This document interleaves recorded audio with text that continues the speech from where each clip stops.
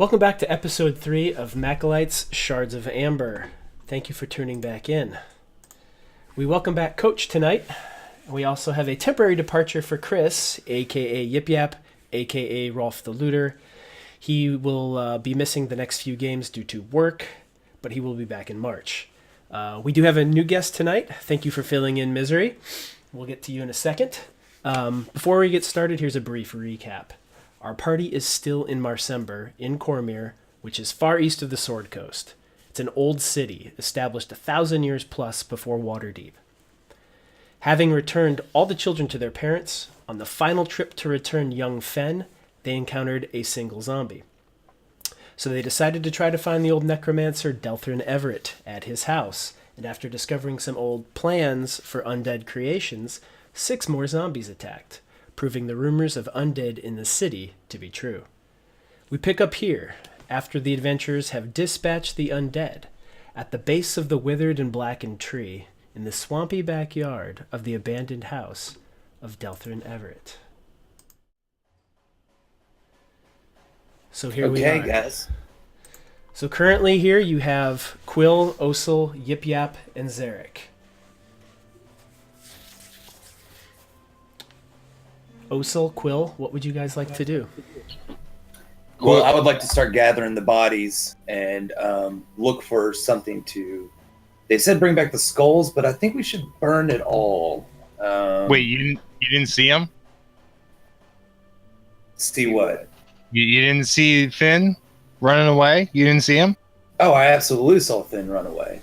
But I'm still worried about the skulls. Yeah. And we got to I burn don't the know, bodies. that kid, man, he scared me. Well, don't be That's scared of a kid. Did you see that look? That was creepy. Yeah, so him being around when, 2 separate zombie attacks and near his house, then here, we've got to catch the kid somehow. That can't be a coincidence.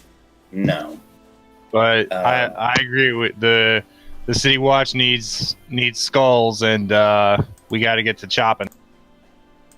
All right, so I'm just going to go through and I'm going to start chopping skulls off and pulling bodies together to burn. Okay. I'll start doing the same with my glaive. As the two of you begin to hack and try to take the heads off to bring back and pile the bodies up, suddenly, when you turn over your shoulder, you see a big ring of darkness suddenly appear, and in it were Yip Yap and Zarek. You hear what is a little bit of struggling, some grappling, some grunts. You can tell that there's definitely a struggle, and after just a few seconds, they disappear. The black darkness disappears, and they're gone. What the? All right. That can't be a coincidence either. What's going on here? I'm going with we got the skulls. I was gonna have Yip Yap burn the bodies. I guess that's just not an option. That's not gonna happen now. We've got to find Finn. Let's stash the skulls somewhere, bury them, and then we have to go find Finn. Let's go towards his house. All right, that sounds good. Should we?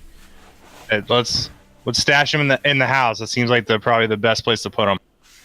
Okay, so I'm gonna run up where I found the makeshift laboratory earlier, and have Osel push me back up, and I'm gonna throw him up there because obviously no one else is gonna find him. Put the wood back, and then we'll make our way towards Finn's house. So as you were running up to the back door to run back in, Corey.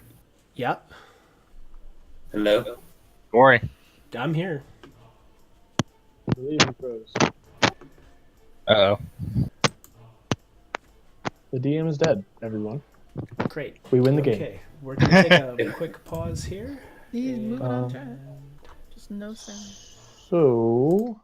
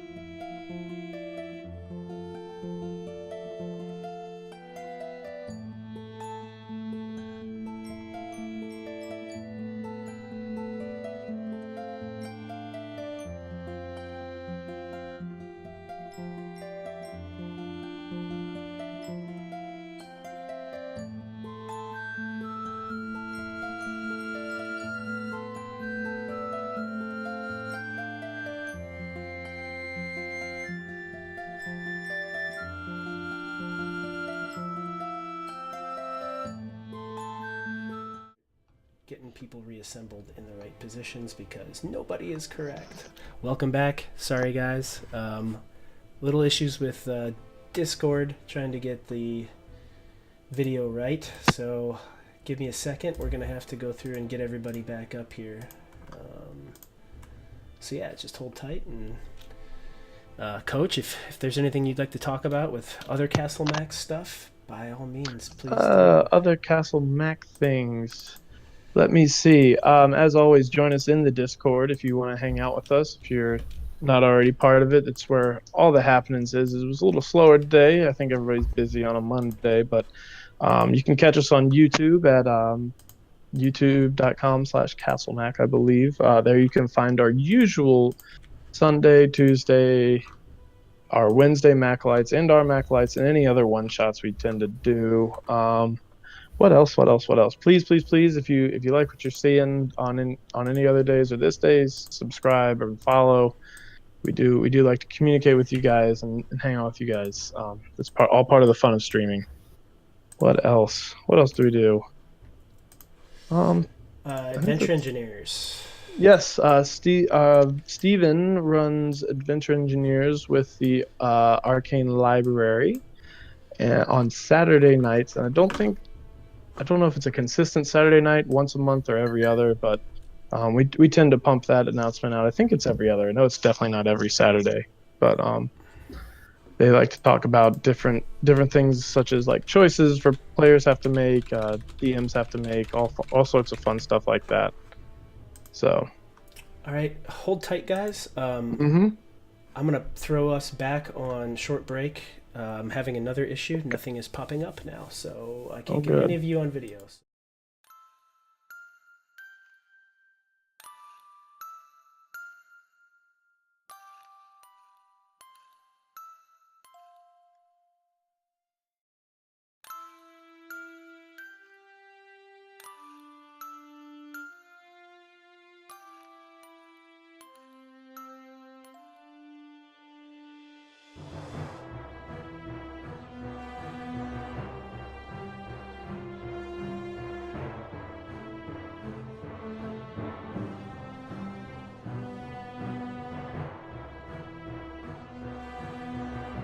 And he's gone.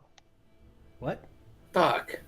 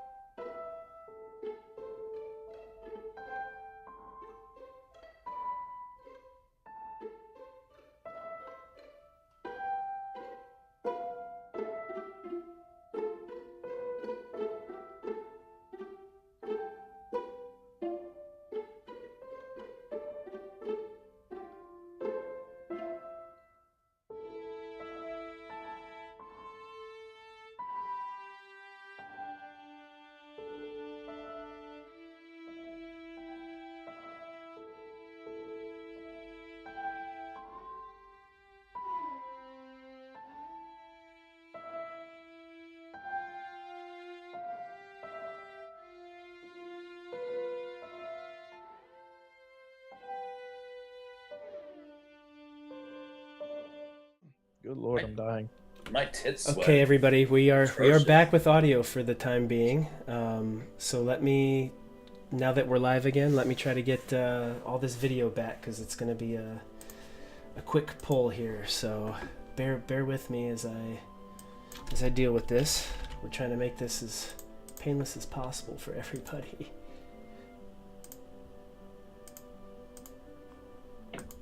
Okay. So thanks everybody for sticking around. Oh, show. Everybody in the chat, that's awesome stuff from you guys. Totally appreciate that, and that's why we love you. Okay, so you should be able to see me now, and I will start pulling everybody else in.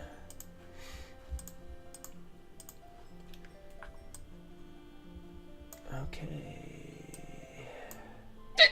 Excuse me. Nice. There it is. Nice. Okay.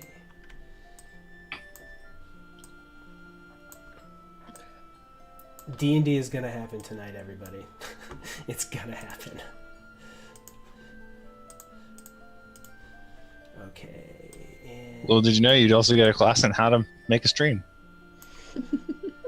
dude, you guys, I know, Kayla, do you run streams at all? Yes. Okay, so you know all this crap that I'm dealing with. Setting up cameras, it's painful. Yeah. So everybody out there watching, if you ever want a crash course in dealing with DMing and streaming online, good luck finding one. It's a lot of it's a lot of learn as you go. Yeah, I've never found a really comprehensive guide. I've always just kind of screwed with it till it worked. Yep. Okay, Billy, you are on screen now. Kayla's on screen. Coach is on screen. Let me get Elliot.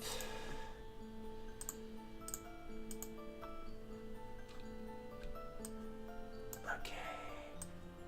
I didn't wear this makeup for nothing. Come on, boy. It's happening, man. You look good today. Yeah, little rouge.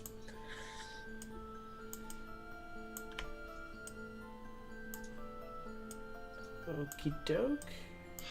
Alright, there's everybody there. Let me switch to the other screen and just pull everybody in there, and then we will get everything rocking and rolling, and we will get back into this. Already got my drink on. Okie doke. Because I don't know what kind of shenanigans y'all are going to get into tonight. Guys, this is why they pay us the big bucks to do this. I'm just gonna set everybody on fire. I don't know about you. Did you talk to Chris before he left? Yeah, Apparently. it's what our party apparently does. We just set things on fire. Yeah, We have one solution. just burn it. Yeah, Team en Fuego. Here we come. Okay, one.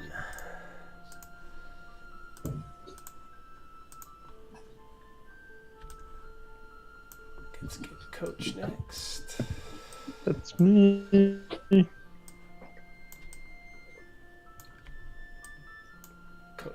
Coach's head is now in that. Okay, and Luxurious head. that sweet bandana. I do love a good bandana, my man. The best headgear. Okay. I think we have Kayla in place. Yes, we do. Oops. Yep. There we go. Okay, let's get young Billy with his Hartford Whalers old school whale hat on. Oh, yeah.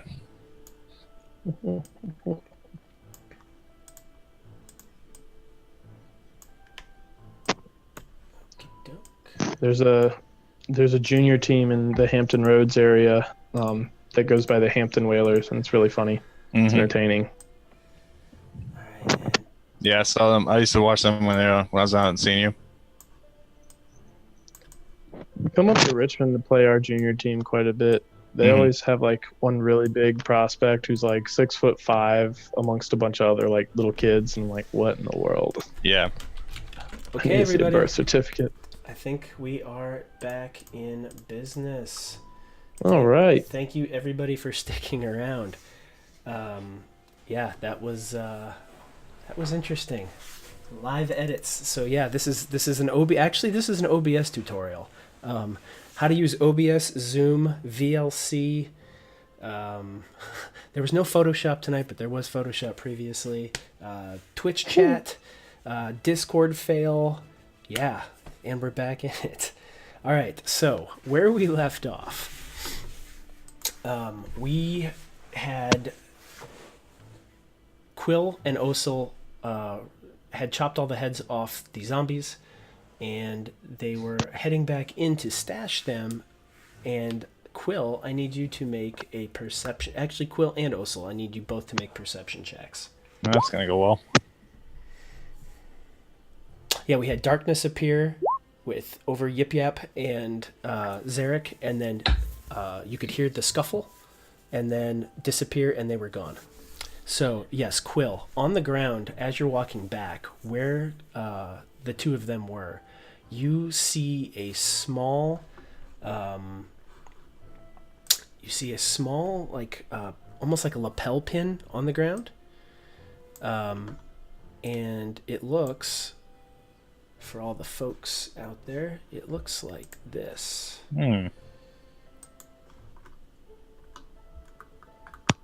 Well, that's fine. Oh, I have that same one. Ooh. That's not ominous at all.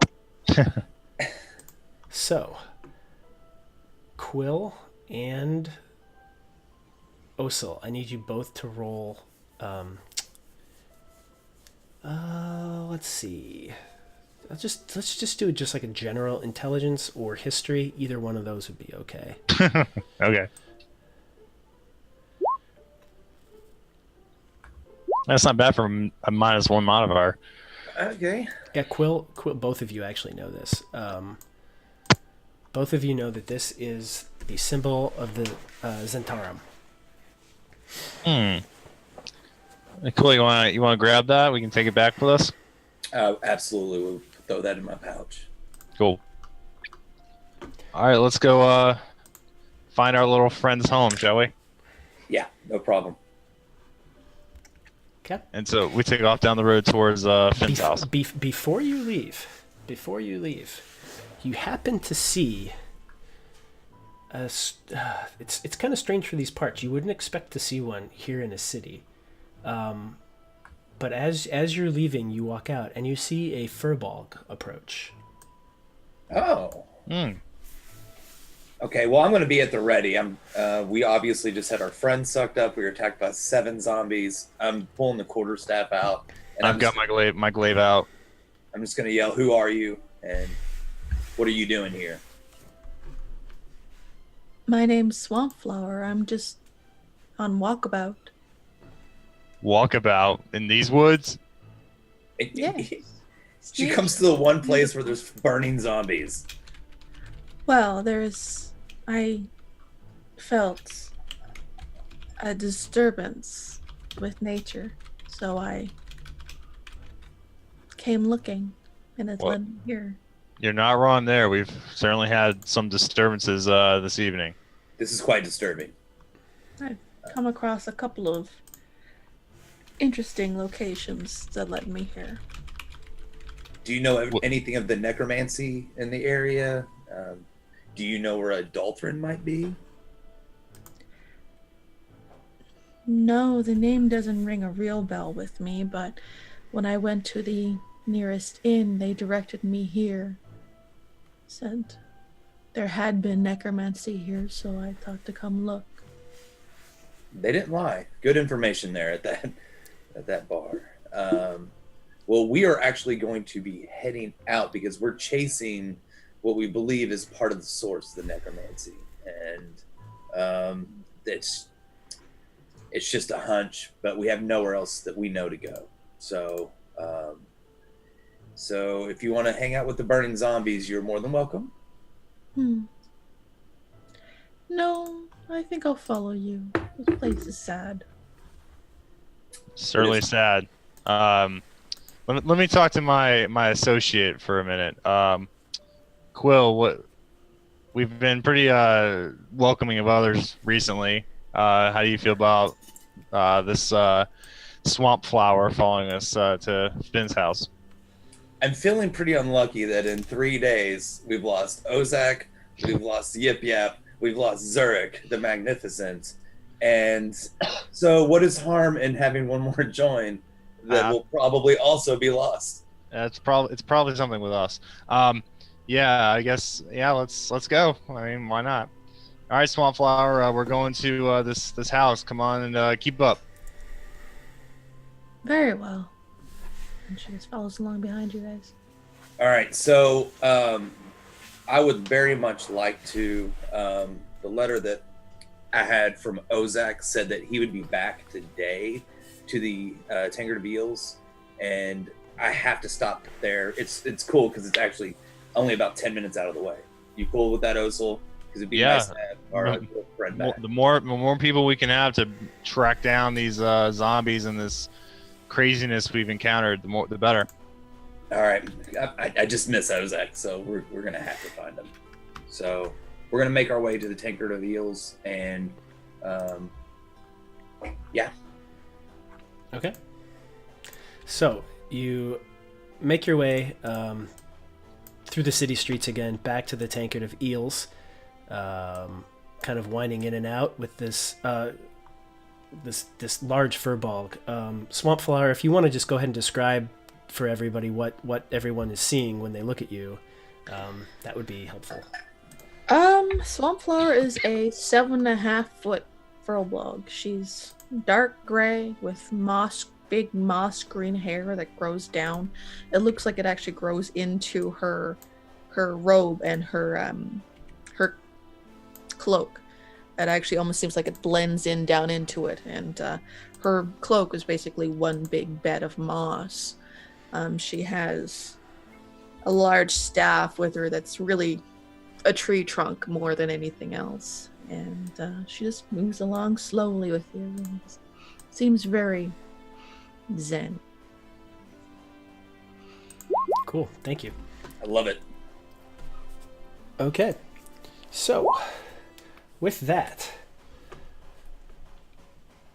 we have you three outside of the Tankard of Eels. You've arrived back, and as you walk in and make your way inside, you see Ozak sitting up at the bar, enjoying a nice ale. I'm just gonna sprint to him and awkwardly, like Valley Girl, oh my god, and jump on his back and just like start holding him and saying, oh my god, where have you been? Where have you been? I have missed you too, my friend. I was just making sure that some of the lost children found homes. One of which did not have a home, so I had to find a place to put it. Okay, well, all right, well, there's a lot that's happened. Right now, one of the kids, Finn, I believe he's involved in some of the necromancy around here. Definitely a weird kid. We're going to go find him, and I don't feel comfortable going without you. I feel like your judgment will be wise moving forward. You lost a child? Your axe might come in handy too at some point, my friend. We didn't lose the child. We brought him back. We actually had to fight a zombie when we got there. And then when we went to Daltron's old house, so Daltron's house, we found a bunch of stuff. We killed another 7 zombies there. And we found all these drawings in a journal describing his necromancy. The undead shark, it's real. A lot of slicing of bodies. And as we got done fighting the zombies, little Finn we caught running past, smirking. So in both instances where zombies attacked, there were Finn. So interesting. It's been a interesting sequence of events since we last have seen you. I think I got off easy. Been to the Hermit Wood? I have no idea. Who is this? This is a new one. If this is Yip Yap, he's gotten a lot taller since I last saw. Yeah, quite the opposite. This is Swamp Flower.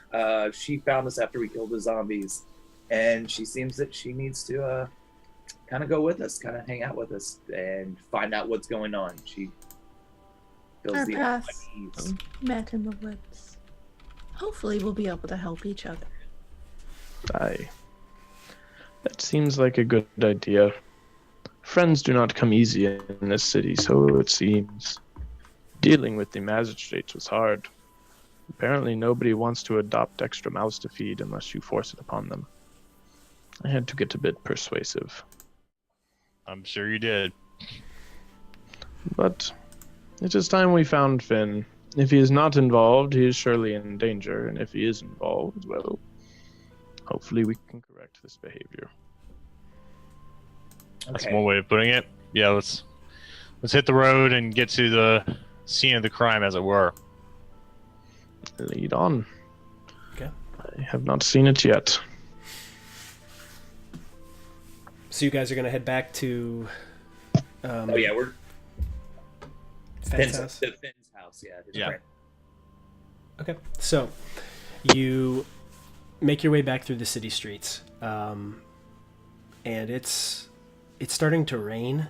It's gotten a little cool. It's probably it's still spring. It's early spring, so the temperature, winter is still kind of lingering on, and it's probably 55, 56 degrees. It's very, very cloudy, overcast, and there's a nice light drizzle just coming down now. People tend to they've started to leave the square and head back into their homes and go into inns and places of business and just try to hole up where they can to stay out of the cold and the rain. All you really see on the street at this point are people moving between buildings, the city watch going around and doing their thing, and then just other people who are obviously performing acts of business, like couriers and people going back and forth between businesses, carrying money, carrying supplies, things like that.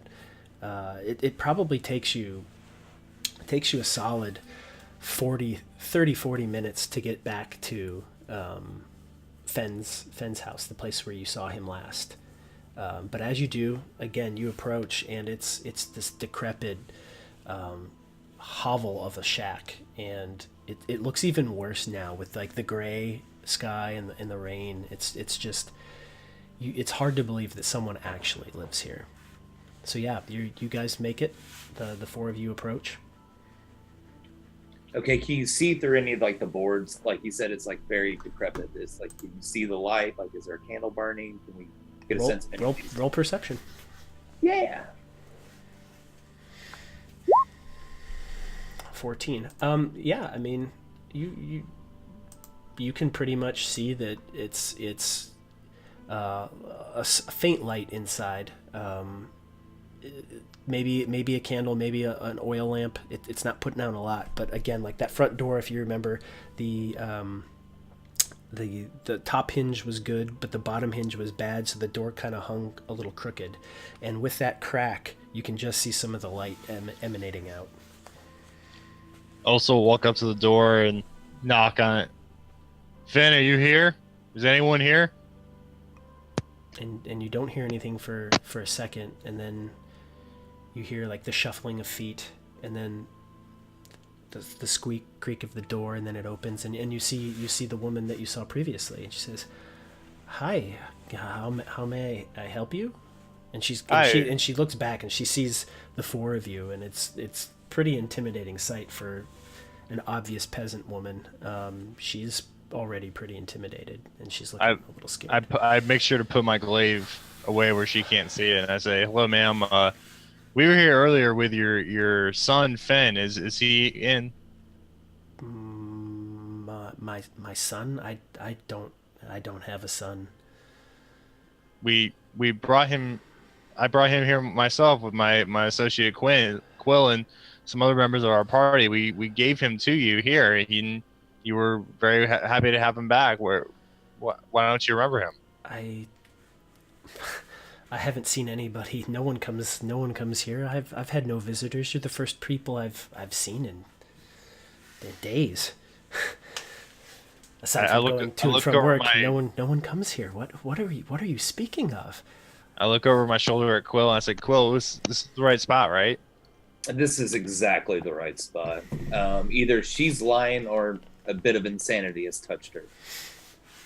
No reason to make hasty accusations. If Finn is involved in the things you say he is, she could have been duped or put under a spell. This would not be outside the lines. Can I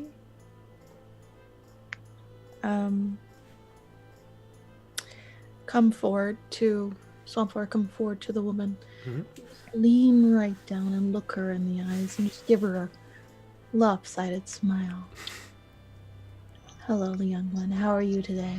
And she looks up and she's she's probably like early 40s and just dressed in really rough woven stuff. She's very poor and she just looks up and she goes, I don't know what you are, but wow. I am a furball. I am a creature of nature. So you say there hasn't been anyone here for days, and I'm gonna cast Detect Magic. Okay. Go ahead. You cast, and there's nothing currently present that's magical. You get no hits. Nothing magical right now. Okay. I'm going. Osta will say, "Well, you're sure? You're absolutely positive that no one's been here, and I'm gonna. Are you sure that no one has anyone lived here with you recently? When was the last time you lived with somebody? I mean, my husband died about a year ago. Tell me about him. What was his name? What was his occupation? His name was Jonas. He was a laborer. He used to work at some of the camps outside of the city, mining and logging and whatever work he could find he took. Okay. I would love to help you, but I have no recollection of anything. No one comes here. I visit people outside. I don't want people to see where I live. I'm embarrassed to have you, perfect strangers, here. Well, perhaps I could take a look around. Would that be all right? I mean, you said you're looking for a young boy? Yes, we brought a young boy here not a day ago. He led us here. We found him at one of the camps outside in a fort, to be perfectly honest. He was among some children that had been kidnapped and taken from the area. We brought him back, and he was the last one we brought home. We brought him to you and to this home. I mean, I guess if it helps find the boy, then it is raining. Where are my manners? Please come in, but I don't have much to offer you. All we need is just to look around. That's all we will require. We will not stay long. I will wait outside here. I will not intrude. I'll wait outside as well. Osel, remember, we are missing two of our colleagues, so we need to make haste on this. It won't take but a minute. So she leads you in, and it's a single room. Effectively, it's a single room shack, and there's not much in there. Well, I'm still gonna take a look around. Do I see any kind of roll evidence? Roll investigation. Well, that's great. I mean, you see like a single oil lamp on the desk, and by desk I mean table, and by table I mean very small table. you've got like a bookshelf that doesn't have any books on it. It's got some plates and some utensils on it, some cooking stuff. You've got a hearth directly across from you and a stack of wood next to it. The chinking in the concrete that's holding the rocks together of the chimney it's decrepit and starting to fall out. You can see like smoke coming out into the house itself. But yeah, you don't really see anything that would lead you to believe that a child lived here. All right, well, ma'am, thank you for your time. Like I said, we wouldn't be long. And I Osa opens the door and join everybody outside. Okay. So yeah, you go back out, and she comes back to the door, and she says, I wish I could be of more help if this boy comes here for whatever reason. Is there a way to get a hold of you? Should I? Where can I find you? Where? If it is a long trek, but we're usually at the Tankard of the Eels in town. The barmaid there knows us, and so if you hear anything and happen to be out that way, feel free to leave a message with her, and she'll get it to us.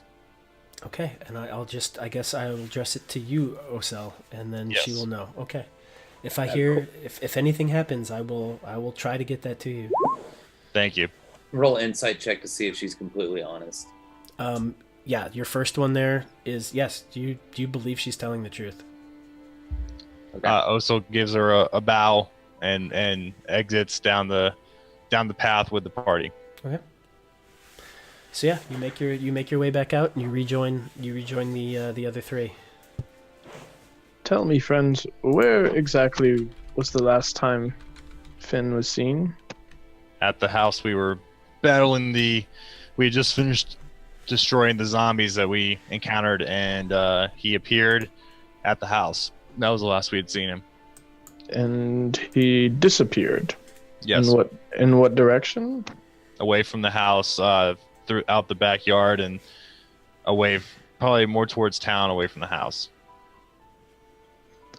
Maybe we check that route, seeing as I think it is fairly obvious that this lady has not seen this Finn, and I believe Finn may not actually be a child. Well, we can still get the heads. Turn those in because we said within 2 to 3 days. So Yeah, let's so turn the heads. it would make sense to head back there to collect our trophies. No. Trophies, skulls of the dead. I guess whatever brings in coin. But Yeah, so I will not carry them. Well, we have plenty of hands to do so. So let's get back to find those. Quill, why don't you lead the way? Absolutely. So I'm just going to lead the way back to Dolphins. Okay, so another 30, 40 minutes back across town, going over the bridges and the canals of the city, and the rain and the cold, and it's starting to get like that 4 or 5 p.m. like twilight dusk as it really starts to get gray. It's not quite dark yet. And you're walking back through the streets in almost the exact same way you came, and you're seeing some of the same people, and they're giving you some very, very strange looks as you're going back. But yeah, you make it back to Delthrin's place, and it doesn't appear that anything has changed since you left about 45 minutes, an hour ago. All right, I'm just going to run up and get the skulls and throw them in a large sack. Point me to the exact spot you last saw Finn, please. All right, Swampfire, why don't you stay here with Quill, and I'll show Ozak where we last. Everybody. Oh, all right. We might be able to trace a trail somewhere. And Swampfire looks like she might actually be of more use than I. Or Quill. All right, well, let's go out the back then. Okay. Lead on, Master Paladin. So, this is where we encounter the first zombie as Osel kind of walks out the back door and opens it. walk out in the backyard, and this is where the zombies started coming up, where we did battle, and also kind of points off towards away from the house in the northeast corner or northwest corner, and it says that's where we saw the boy, right over there, right after I slayed the last zombie. He appeared to scamper off that way. I see. Maybe we shall find tracks leading somewhere. I think he'd go over there and look to see if there were any footprints.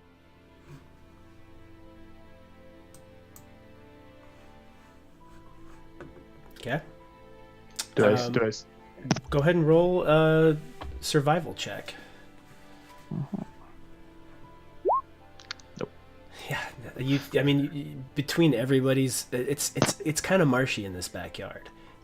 You see, like, what appears to be everybody's footprints. It's just an amalgam of stomping and where people were fighting, and there was grease like poured out there, and that's disappeared, but there's like a weird indentation in the ground where that was, and there's some weird burn marks in the ground where some moonbeam was dropped and moved around.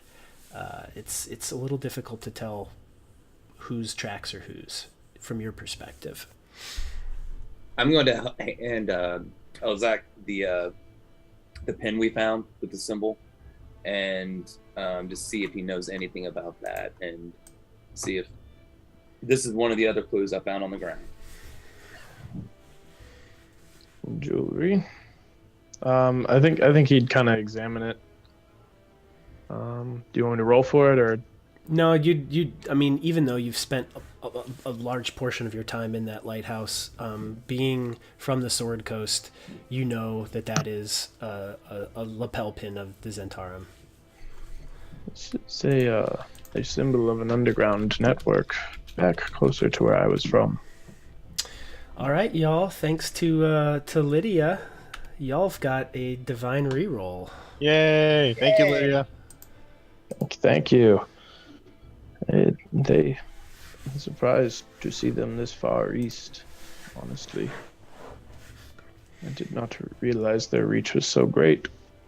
Either way, if they're involved, we should tread lightly. I agree. And for Osil and Quill, you both heard in the Tankard of Eels last time a little bit of there was a broken conversation, and you heard that you heard the words Zentarum, and I think it was Zentarum, and then like it wasn't effectively kidnapped, but it was like taken. And you overheard a conversation with those words dropped. So this is kind of, it's not the first time that this has come to your attention. This is all starting to weave an interesting tale, my friends. I agree, but where to next? Let's go turn in the heads. Let's get the coin. Let's talk to the guard about finding all Adolphrin's like journals and plans. I don't know if we can really give away the journals yet. I think the drawings are enough, and maybe hint towards finding a journal. And perhaps they'll know about this Zentarum lapel that we've found. So first we get the money, then we barter for the journal, and hopefully they know about the Zentarum. Okay. That sounds like a plan to me. I will follow if you will lead. Yes. Okay. How do you feel about the swamp flower? I don't know if this had anything to do with what was wrong with the Hermit's Wood, the disturbance. I came out because I found a burned fort, and I talked to a lovely little owl there, and I saw things. Then I came in here and I was directed to where I found you. I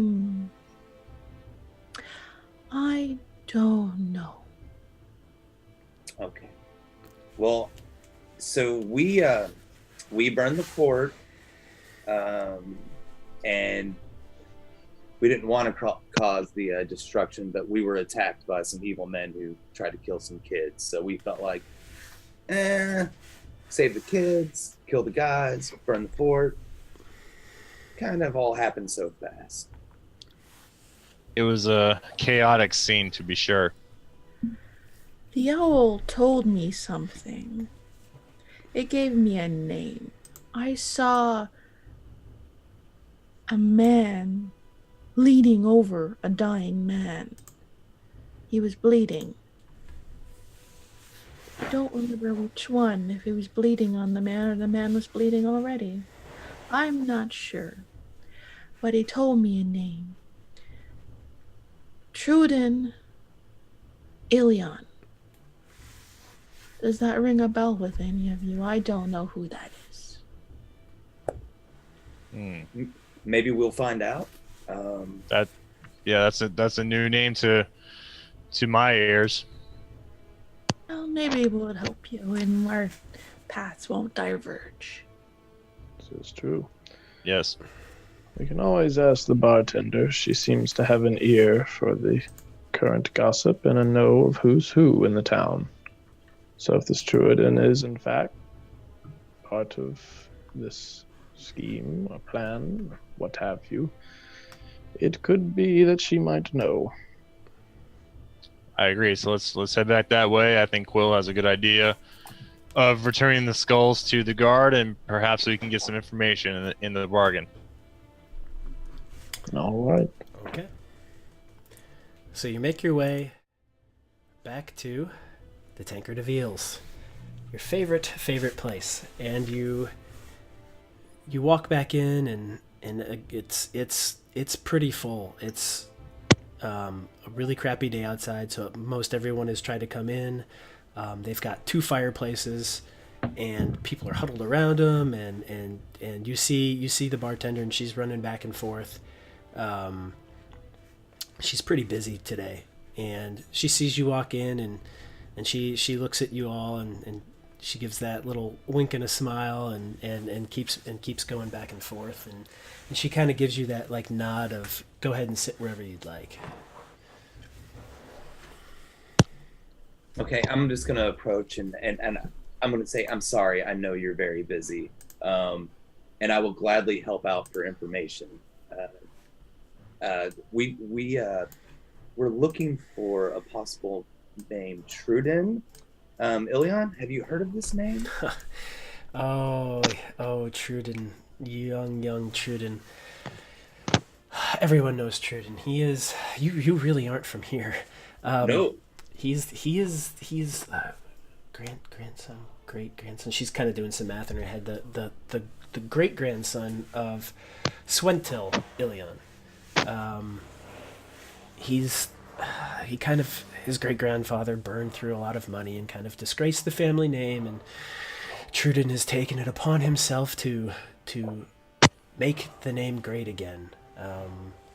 He's somehow come into some money. No one really knows how, but he's been spending it, and he's redone the family home, and he's bought a couple of businesses, and he's really trying to reestablish and make that name good, because it wasn't great for a while. But yeah, I'd say in the last 25 years, it's seriously been on the decline, and he's trying to turn it around. I don't mind, because he comes in here and his friends, and they spend plenty of coin, and I'm never one to complain about coin. Nor would I. Would you? Where is his house by chance? And she kind of like, would you like anything to drink? Perhaps something to eat at the buffet? Damn it. So I don't have any coin yet, so I cannot. But I will be back. I will be back. I will turn into one of your favorites and less annoying. You never seem to have any coin. No worries. Also will walk up next to Quill and say, if coin will loosen your tongue, perhaps I can help, and try and persuade her that way. She's like, I don't need any loosening of my tongue. I just need payment for being in this establishment, shall we say. There's no loitering. I will Bob cover Flower. our entry fees, so to speak, Very well. for the rest of us. As is customary, well, I believe you negotiated a better rate last time. Therefore, I will still honor that rate. For dinner and as drinks, unlimited, as long as you would like to eat and drink, 4 gold a person. Well, Seems extremely expensive, I know, but this is some of the best food and the best drink. And it is no matter to me. And she leans in. She goes, and the best information. We will find our table over here. When you find yourself more free, please drop by. You guys drop back over into your typical. It's become your table. Like no one's ever sitting at it but you. And you make your way back over there, and yeah, it's close enough to the fire that you can feel it. And Swamp Flower, you go to sit down in these like humanoid-sized chairs, and you kind of slouch down into it, and your knees come up, and it's a little awkward for you. She'll probably stand up again, move the chair a little bit to the left, and just sink down to the floor and say, "This is better for my old bones." Know that. Well, Quill, do you see your town guardsman that you need to talk to? Let me take a look around the room. You don't see them, but they had told you to return to the city watch, like the main area for them, like their barracks. So I do not, but I've got a bag of heads. I need to get to them. So let's get the information and then go do the head thing. We will. Do not be impatient now. Good information comes with a price. That price happens to be our paying meal. So yeah, she comes back and she kind of comes down and she says, "Well, I know you all are not from this town. You have never been to Marsember before because I keep giving you information about people that everyone around here knows. And I do not believe that we have properly been introduced. My name is Mia. You Hello, all Mia. are. I'm Mosel. Well met, Osel. I'm Quill the Penniless. Quill the Penniless, I shall not forget that. You may call me Ozak Seawatch. Ozak. Young dwarf? Old dwarf? I can never quite tell. But you are paying, so you are a good dwarf. And you, my tall friend, we have not seen many of your kind in here in many a years. I'm just on walkabout. My name is Swampflower. Lovely to meet you, young one. Well, lovely to meet you. What can I get you all to drink? Brandy for you, Quill the Penniless? Yes. Very well. Osel? More ale? I'll have a mead once Mead. again. This time it's mead, yes. First time it was ale, last time it was mead. Ozak, for you, my friend. I will stick to the sweet rums if you have any. Otherwise, surprise these old bones. Very well. And for you, tall swamp flower, what may I get you? Mead will do me just fine. Very well. She goes back and comes back and drops it off, and as she's setting it down, she kind of leans in and she says, "So,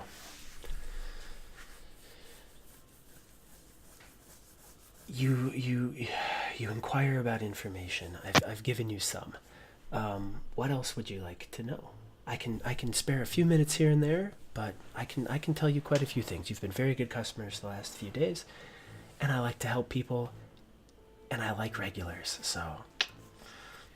Remember our little odd halfling friend? Ah, yes. Halfling Yeah. ale. Always requesting halfling ale. Halfling coffee, halfling ale. Yes. So, he went missing, and in the place in which he went missing, we found an emblem of the Zentarum. And do you hear any chatter of this? Most of the chatter has been surrounding zombies. It's zombies here and zombies there, and I haven't seen one yet.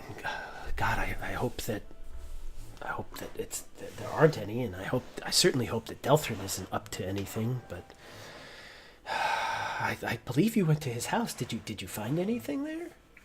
And so I'm just gonna pull the bag out and just be like, "This will shock you," and just kind of open the bag just enough for her to get a peep of a zombie head, and knowing that it's not Cooth, but also knowing that she's given us information, I'm giving her information. So there's proof. You have 7 zombie heads in a bag. It's a big bag. You like dragged it in. So you're gonna open it right here in the okay. I'm just gonna peep it open so she can only see. So like next to the table, you roll sleight of hand. This is gonna be amazing. Fuck. Oh. You do have a divine reroll if you want to use it. I feel like we should. Yeah, absolutely. Sure. Mm-hmm. Yeah. The pinnacle point. Okay. No. Yeah. So that worked. You're very lucky with that. Thank you, Lydia. You should be very thankful to Lydia for that. Thank you, Lydia. So you carefully open it, and she kind of looks in, and she gets a real pale, like shocked look on her face, and she says, "Is that what I think it is?" It is. So the rumors are true? They are. Oh no. Did you find Delthrin? Was it him? We are seeking him, but we do know that he is possibly involved. We found his little office, if you will, with a lot of things leading to his practice with the undead, and it's been abandoned, so we're still looking and trying to dispatch as many undead as possible to keep this town safe. Well, by all means, safe is good. We last time he raised an undead army, it was to protect the city from the pirates, and he saved it. But we haven't had anything really in 100 plus years. So I don't know where this is coming from. I certainly can't believe in my heart that it would be him. The years can change a man. I suppose, but oof, that would be. I guess you never know. However, back to your previous question about the Zentarum, I don't know what these Zentarum are. I have heard the name mentioned once or twice in the last few days, but it's been mostly just quiet hush talk and kind of picking up bits and pieces, and all I've really heard is that quite possibly that they're trying to do something with some merchants. Maybe they're a new guild, or they're a new company. I'm not exactly sure. I would exercise caution around these Zentarum. They can be dangerous folk when provoked, but I would ask maybe keep an ear out for any more rumblings. I do not think they are our direct problem right now. We have, by some divine chance, been told this man who's trying to rebuild his family name. What did you say his name was again? Truden Ilion. Yes, this man. He is in some way woven into the plots of time. And we would like to find out why. And she tells you like where he lives. It's a pretty. It's not something hard to find. It's a big family home, and it's very extravagant. And she goes on and on and on about how it used to be 30 years ago, and when her parents were around, and the stories they would tell, and this is all as she's going back and forth, and she's kind of telling it piecemeal due to the nature of her job. But yeah, so she kind of gives you a rough idea of how to get there. It's not terribly far from Delthrin's abode. Interesting. Well, I have finished my meal, and I think Finish my meat. We thank you, Mia, for the information. We appreciate it. Quill, let's get these heads to their new owner, shall we? Absolutely. Do you all have lodgings for this evening? I know last night you stayed. Would you like to stay again tonight? is there a way we could work out maybe a discount for a week's worth of lodging? Ah, a man after my own heart. Yes, you may. Last night the going rate was 1 gold per person. But we can barter. How does 7 silver a person per night? How does that sound? Hey, and we just got raided. Thank you, everybody. Welcome, Party RPG. Thanks for dropping off, guys. Thanks for showing up. I think 7 silvers sounds like a fine price. Yes, thank you for your kindness. It will not be forgotten. So, and she kind of puts out her hand. 7 silvers per night. She's like, she does a quick, counting. Oh, Zach, my good man. Swamp Flower, do you have any coin? Do not worry. The lodgings are on me. I will not be staying here tonight, but thank you so much for the offer. Well, our door is open, friend, if you need it, but I prefer to sleep with nature, thank you. understood. Well, I prefer a floor under my feet and a roof over my head, so I will buy 2 rooms for a week. We can bunk 2 to a room, or 3, or however many we seem to have. Our number fluctuates with the tides. But it is all on me. And he'll just hand over a good handful of a couple of gold and silver. Yeah. And she takes it and she says, also, with your week's stay, you have the discounted rate of the buffet and drinks for only 1 gold per person per day. Don't Also say. Well, And she smiles and winks.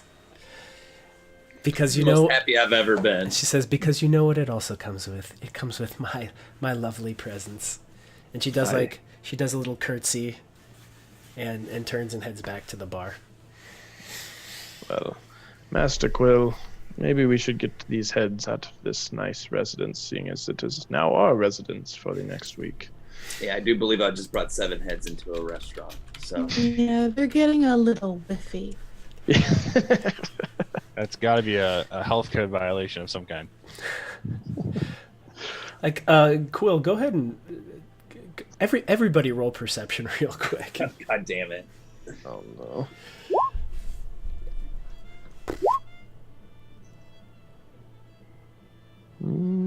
Oh, jeez. Oh no. Jeez, Osel. Oh, So Quill. So Quill, Swampflower, and Ozak, you all kind of do a quick look around, and Osel, you do too. You do a quick look around, and Osel, you think that you've got no one's paying any attention to you. The rest of you kind of look, and you've caught a couple people looking at that sack. They're kind of like, what's the guy doing in here with a sack? And they kind of go back to their group and they talk a little bit, and then they come back and they look a little bit, and they're kind of weirded out, but they aren't sure. But people have taken notice. Yeah, we need to go ahead and leave. And we also got to remember we are quite the motley crew. People typically don't travel like this, guys. So let's go ahead and make haste out of here. Let's go to the guards. lead the way. Would you like me to look different? No, you I can can look. make myself smaller to fit in. I just never bothered today. I don't think it's just you. I think it's the sack and an Asimir, a dwarf, and a wood elf. And yeah, so let's just go. Okay. Okay. We're going to take a quick break right here, guys. So before we go, let's go ahead and let everybody go around and introduce themselves real quick. Coach, we'll start with you. All right. Yeah. So I'm Castle Mac Coach, as you guys may have seen me before around. I'm on Twitter at Castle Mac Coach. I play various characters on the Castle Mac D&D. You can find me on Instagram at Neptune Paint Studio. And yeah, I coach people and I play D&D. A lot of fun. Kayla? I am Miss Mizzy or Caleb. I will respond to whichever one. I don't really care. And you can see my Twitter handle down below. You can find me there. I play in a couple of games a week, including the other Macalite game every other Wednesday. And I always tweet about it there, so that's definitely a place to get a hold of me. Cool. Below you, Kayla, is Elliot. Hey, I'm Elliot. This is my third time streaming. It's fantastic. Love it. And I'm glad to be part of the Castle Mac crew. It's awesome. He is not on Twitter or anything like that, but you can find him on Discord. What's your handle there on Discord? Maybe Enos. Okay. And then young Billy. Hey guys. Billy, who's Evelyn224 on Discord and at Billy Felon on Twitter. Former journalist, current writer, and all-around gamer. Cool.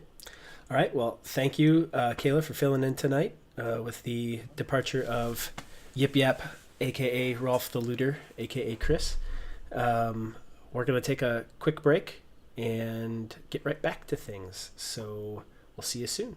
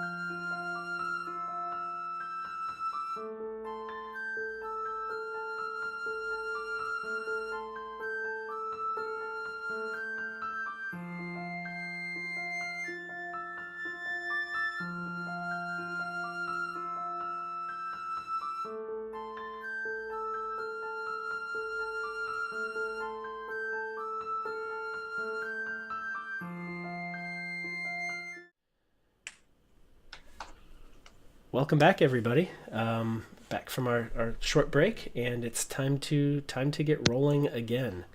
So, when we left off, the party was about to head out of the Tankard of Eels and make their way to the City Watch barracks, where they are going to try to turn a sack full of zombie heads into cash.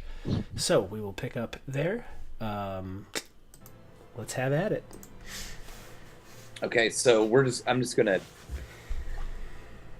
look at Ozak and be like, I've been carrying the sack for a little while. Osel, you're way stronger than I am. Do you mind carrying the sack for a bit? Because I shall take it. Yeah, it's quite valuable to us for both information and some more coin, since we seem to spend that freely. right. And we're just going to walk out of the Tankard of Eels and go see the city guard before we go see Trudnilion. Real quick, I didn't catch this before. In chat, Ritsukui had actually subscribed with Twitch Prime, so thank you for that, and that's another divine reroll for you guys. Yay! Thank you, Ricardo. All right, so you guys make your way to the barracks, and you've still got like the hand drawn note and stuff from that guy. You make your way over, and yeah, you rap on the door. Door opens up, kind of cracks, goes, "Oi, what do you want?" So I don't remember the name of the guard, the guy, the leader of that. We actually were on some city guard business, and we were kind of commissioned here to do some investigation on the undead and Dalton's whereabouts. We're good at such things, and we would possibly like entry to have further conversation of compensation. Mate, what? I'll just look back at Osel and said, "This is not going well. Why did you let me talk?" Because you started talking before I could talk. Okay. Good sir, we were on City Watch business to dispatch some of the undead that have been plaguing the area, and we have brought back our proof of said dealing with. We'd like to come in and exchange the heads that we have here for coin. I'm not aware of any sort of deal here. I don't know what exactly you're talking about. Do you know who you were working with? Some of the City Watch who frequent the Tavern of Eels. I mean, we all frequent the Tavern of Eels. Come inside, it's raining. Just stand over here. I mean, he recognizes, like, you're in armor, and he recognizes, like, your stature as a paladin. So that's really the only reason you're getting let in here right now.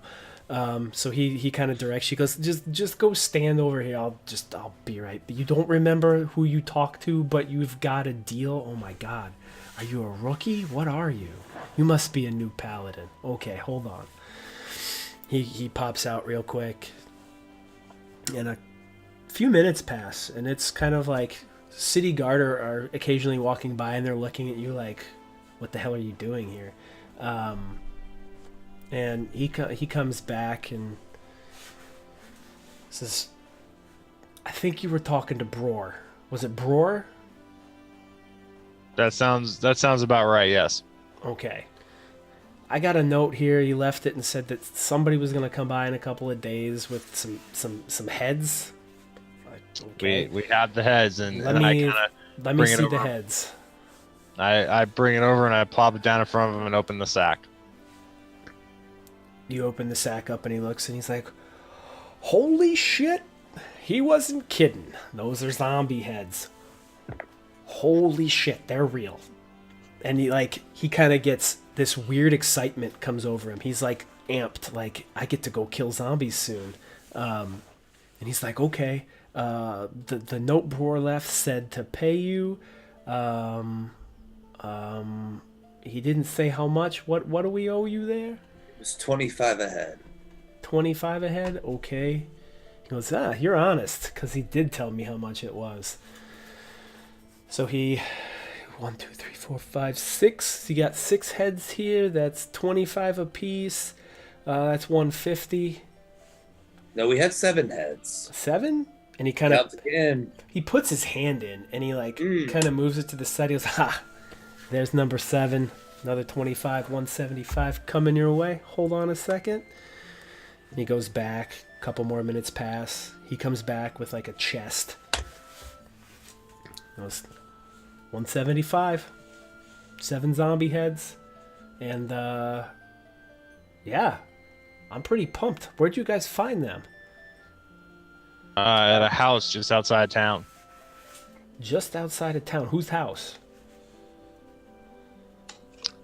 Delthan Everett's house. Oh. Interesting. Good to know. Okay. He goes, here's your money. Thank you for your help. If we need you again, I think we'll find you probably in the Tankard of Eels or wandering around. You got a big 7-footer with you. Not a problem. Okay. Yeah, just talk to Mia and leave a message for us with her. She can get that to us. Mia? Okay. All right. Thank you. And wait a minute. He looks down this note and he goes, was there any? Did you find it? You didn't find Delthrin, did you? No, we did not. Okay. If you do, you come find me. And what's your name? My name is Andor. Andor. We will come find you if we find Delthrin. Well, yeah, my word. You find him, you find me.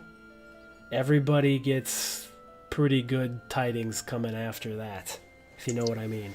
I understand. He goes, okay, and he gives you a hard clap on the back as you're going out the door.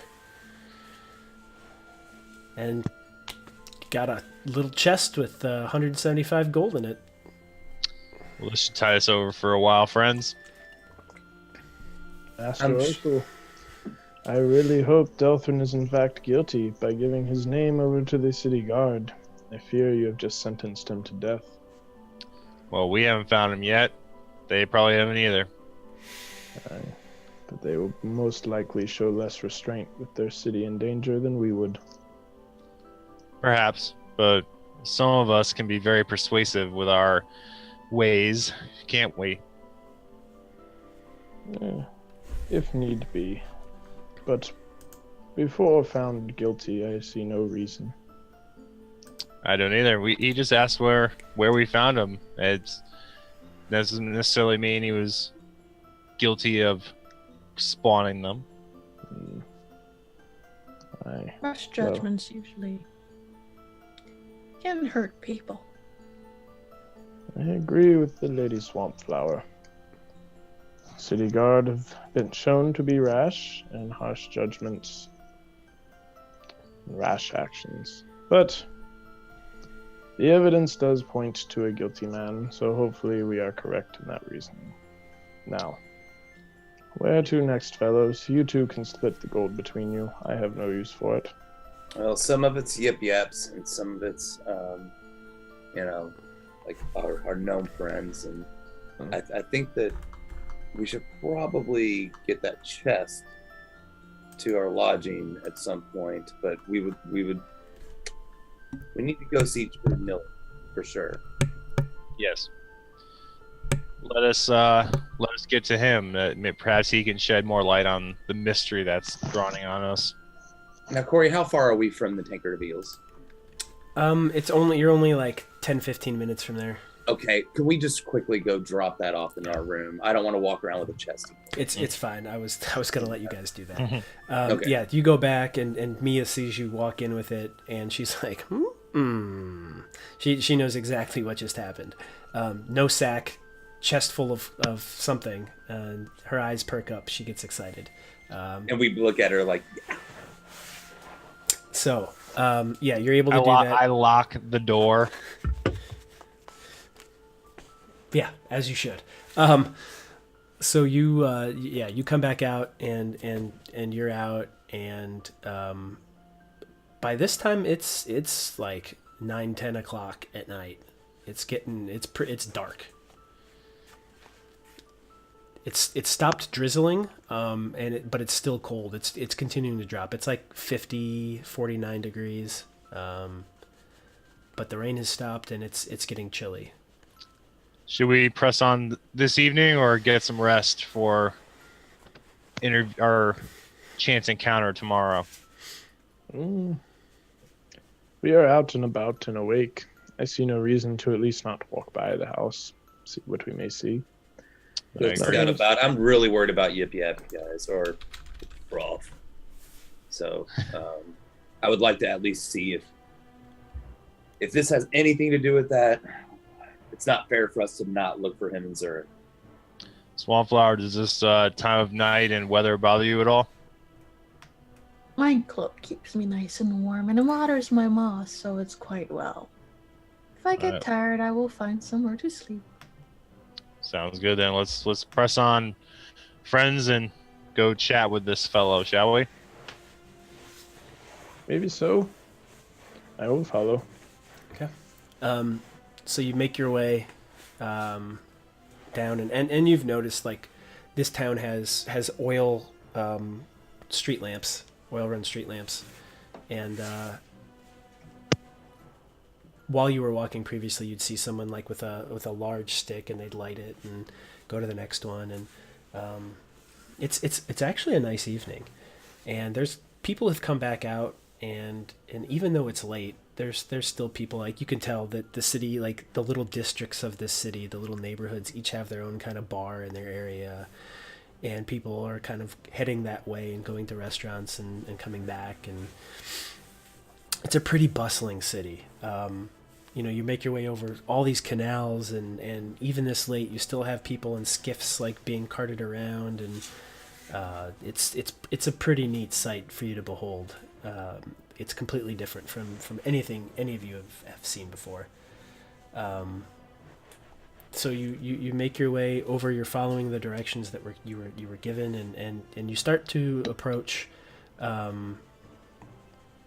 You start to approach Truden's home. You've probably got 300 yards, less than that, about 200 yards. And you're getting there. So you're closing in on this place. Mm-hmm. What do we see? Roll perception. That's gonna go well. All of us? You have to get one, Ozel. Nope. Oh my god. Nope. We all do 20 and 21, and you do 2. So, in the mist of the night, Osel, just so enraptured by the city and its people and its buildings, he can't focus on anything. However, Quill and Swampflower and Ozak are very focused on what they're doing, and you see, like, coming up, it's a beautiful home. It's, again, think what you saw when you saw Delthrin's decrepit home, but if it was kept up and nice. It's absolutely pristine. It's got a beautiful wrought iron fence around it, like somewhat Victorian looking, but kind of almost in a more European way, like continental Europe, like France or Italy. So it's got like these sloped roofs over like little outcroppings of the rooms coming out, like wooden shingles coming down. It's got copper flashing around parts of it. It's just an absolutely stunning home. It's painted a very, very beautiful shade of green. It's kind of like an emerald green, with like black trim accents, and it's got lovely gardening bushes, like well kept. It's a very, very, very nice home, and it's a fairly decent sized piece of property as well. Is all this necessary? Some people deem it so. I just like a nice spot in the woods, but to each their own. I'm not in cities much. For these people, the more beautiful the decorations, the more exuberant the home, and some people just believe it makes them happier. All right. I guess that makes Flower, sense. my friend. So you were inquiring about this name. Do you want to go appease your owl friend and take a look around? What would you like to do? This is kind of where, well, you kind of led us. You gave us the name.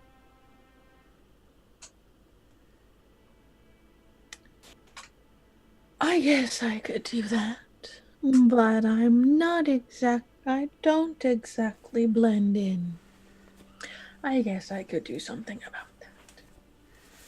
And she will cast. I have to use my D&D Beyond one. I can't find my spell here. Refer bug magic. She will cast.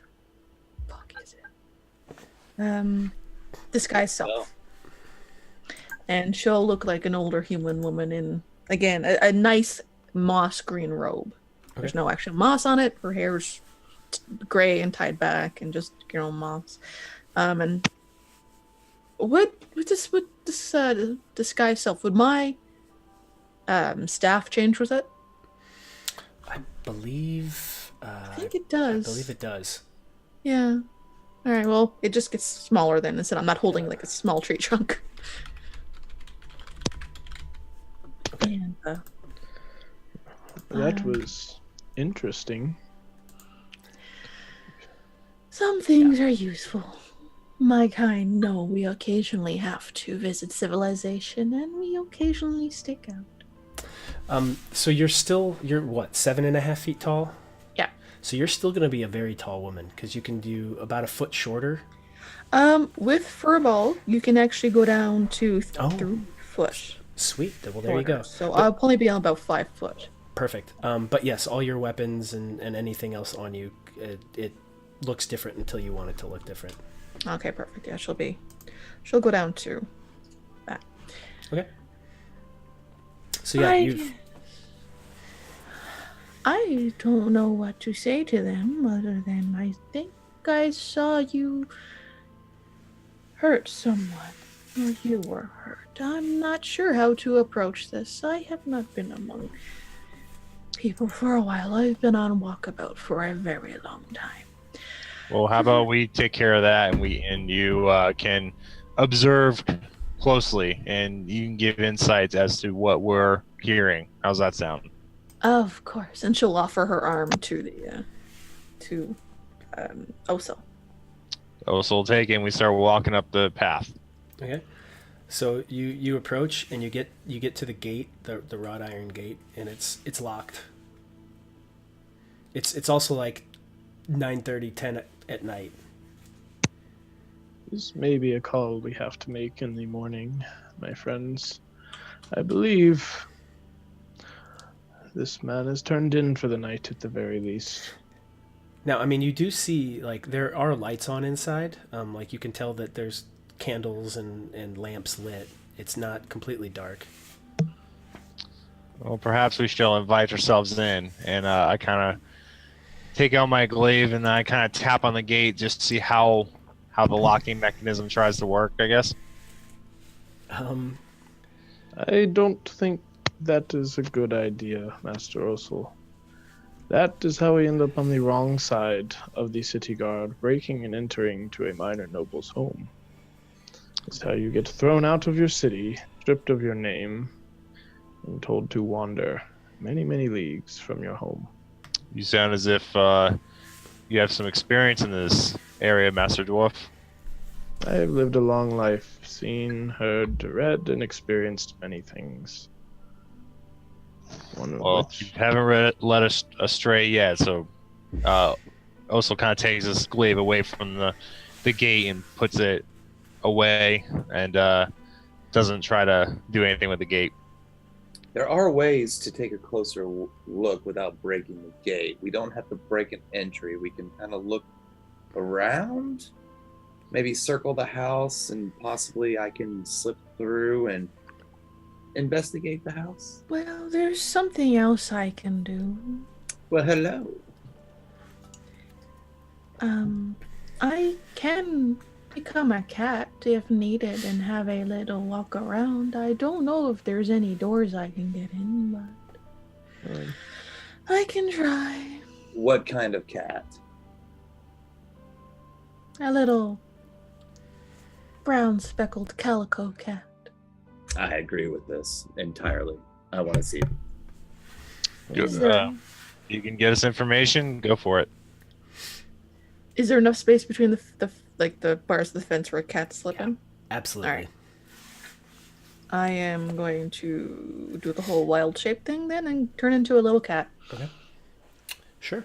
So yeah, you turn into a little cat, and you easily slip through the. I mean, it's more ornamental than anything, but yeah, you go through and it's probably like 50 feet to the house from this gate. It's not that far, so you're able to go up and you walk up and you don't see anything yet. You get up to the house, and from your perspective being so low, you see it's got like a stone foundation. It's probably like 2.5, 3 feet tall of stone, and then on top of that is where the house is built, and it's seemingly wood construction, but with the typical plaster that the city is known for over the wood, and then painted, and that's what gives it its distinct look. And there are steps going up to the front door, and that's what you can see from where you are. What would you like to do from here? I'm going to take a quick walk around the house and see if there's any ledges on the windows, that sort of thing. Just looking for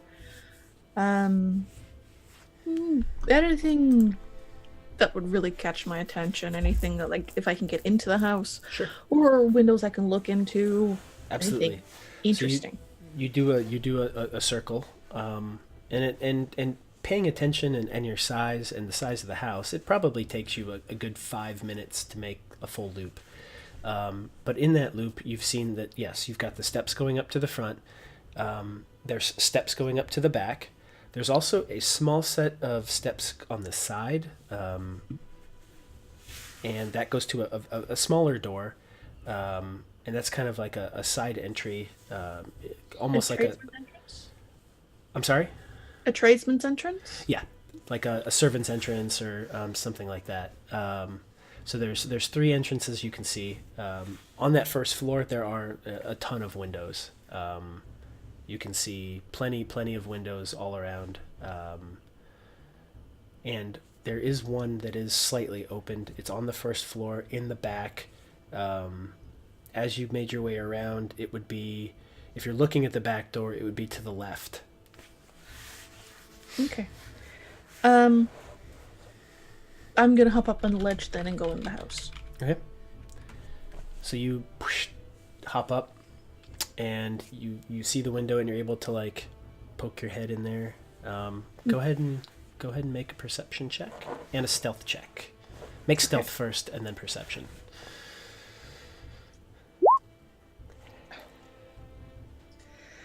You can use. You've got a divine You got reroll if divine? you want to use it. Yeah. Oh, thank you. Yes. I will definitely use that. Okay.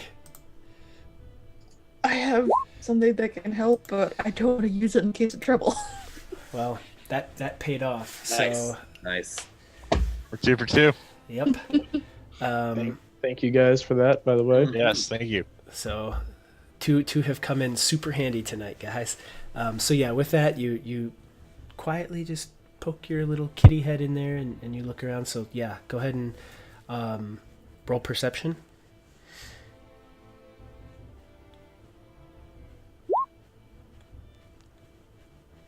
It's a room. Can I at least see if the other door is open? Do you want to go like the door in the room? So as you poke your Yeah. head in, you do see like, I mean, it's not like you don't know what a room looks like. You don't see anybody. You see a door on the other side. You see like a wardrobe and like a bed and a sitting area. It looks like it's pretty simple. It would probably be like a maid's quarters or something like that. Okay. So. But from your perspective, the door is, you can't quite tell if it's open or closed. Like the angle you have isn't quite great. It could be open slightly, but you're not quite sure. Okay.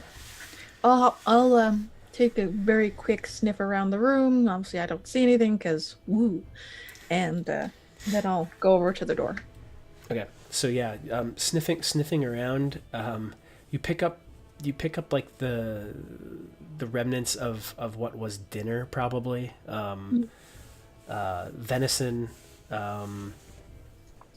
maybe some greens and some sort of spice. You're not really sure what it is. You've never quite. It's a little spicy, but you're not quite sure. Like it singes the nostrils just in a good way a little bit, but you're not familiar with it. So the cat sneezes. It's a very quiet sneeze. I don't know if I've ever heard a cat sneeze. You make your way over to the door. The door is just, I mean, it's maybe 2 or 3 inches open. Not enough. Stick the paw and open it up a little bit and stick my head out through. Okay. Roll another stealth check.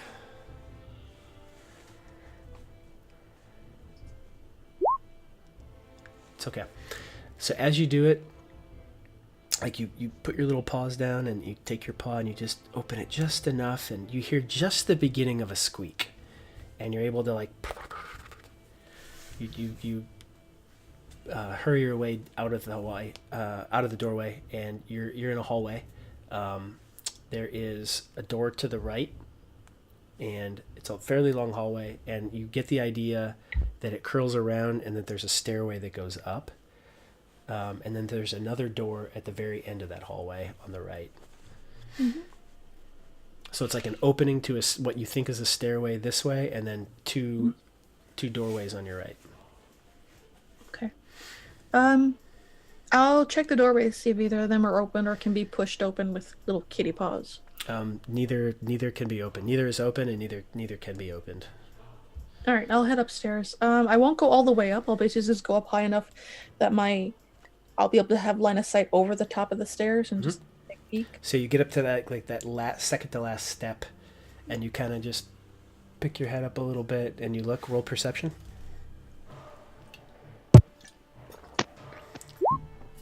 Yeah, it's enough. So you can see another hallway. This time there are some open doors. There's 2 on the left. The first one is open. You see a little bit of light escaping it. And then on the right, you see 2 more. And the one in the back on the right you see light escaping it as well. The other 2, there's no light coming from under the doors. Okay. I'll head over to the one that's open a little bit. And again, just kind of stick my head up to the door and have a little peek in with one eye. On the left? The first one on the left? Yeah. Okay.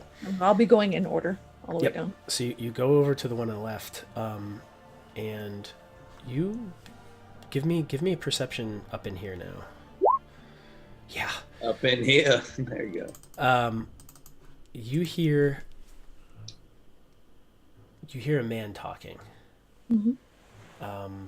And it's in a dialect of common, local to the area. So you've kind of been in town and you recognize it as Marsembian. And you hear him, and it's like he's talking to himself. You don't get the impression that he's talking to another person, and you hear him, and he's just,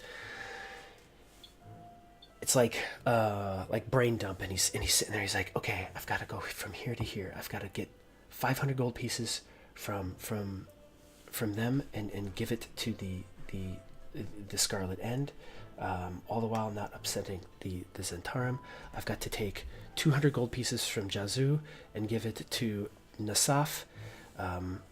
Make sure that he's well paid for what he just did. I then have to take. Oh gosh, I then have to find. What was his name? Chilbo. I must find Chilbo and pay him for what he discovered in that fort just to the east of here. Unfortunately, it did not quite work out, and you hear like parchment and scribbling, and it's almost like he's like journaling. And the last thing you do hear is you hear him say, "I must get back there and find the Shard of Amber. I know it's there." Now, have I heard the guys talk about the Shard of Amber or anything like that? No, actually, none of them have mentioned it. So Okay. you have not heard that before. That's new. That's new information to you. Okay. And from what I hear, do I recognize that voice from what the owl, like from the owl? You wouldn't be able to like Okay. be able to translate it that way. You wouldn't know. Okay. I'll come back to this room. I'm gonna go again work my way down to the next ones.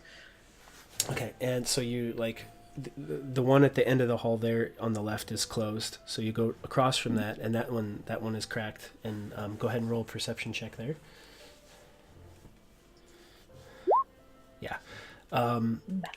You don't really hear anything in there. Do you want to poke your head in and look, or no? Yeah, I'll do it. Okay. So roll stealth.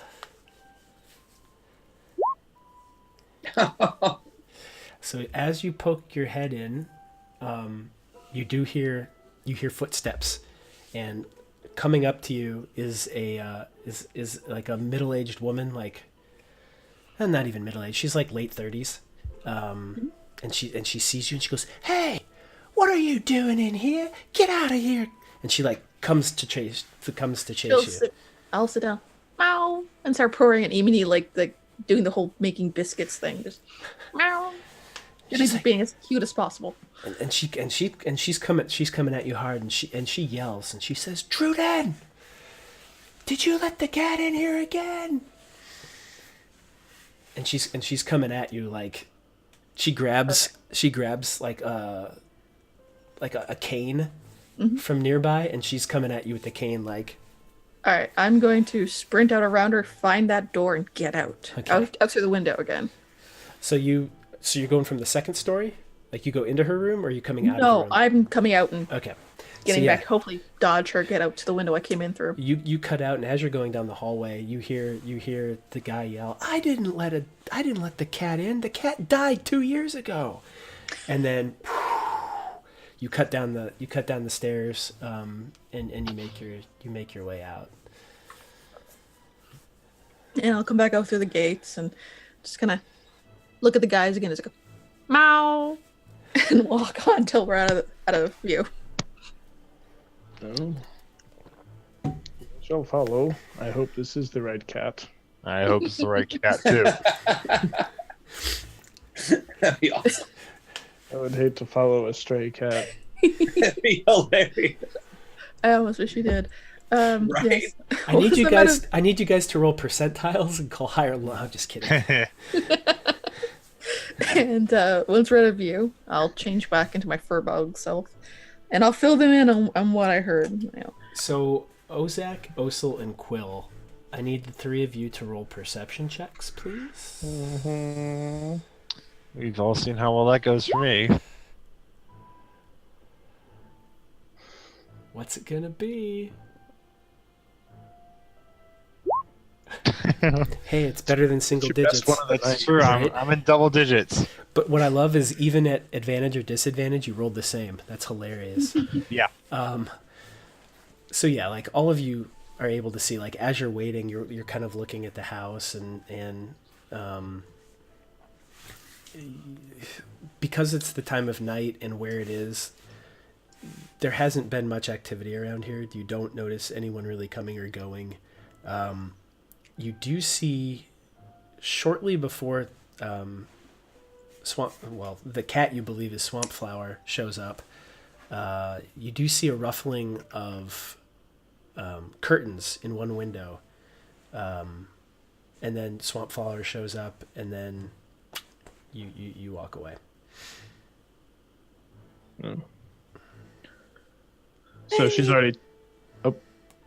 No, go ahead. I was just basically going to make it so that I would finish what I was saying from the filling you guys in.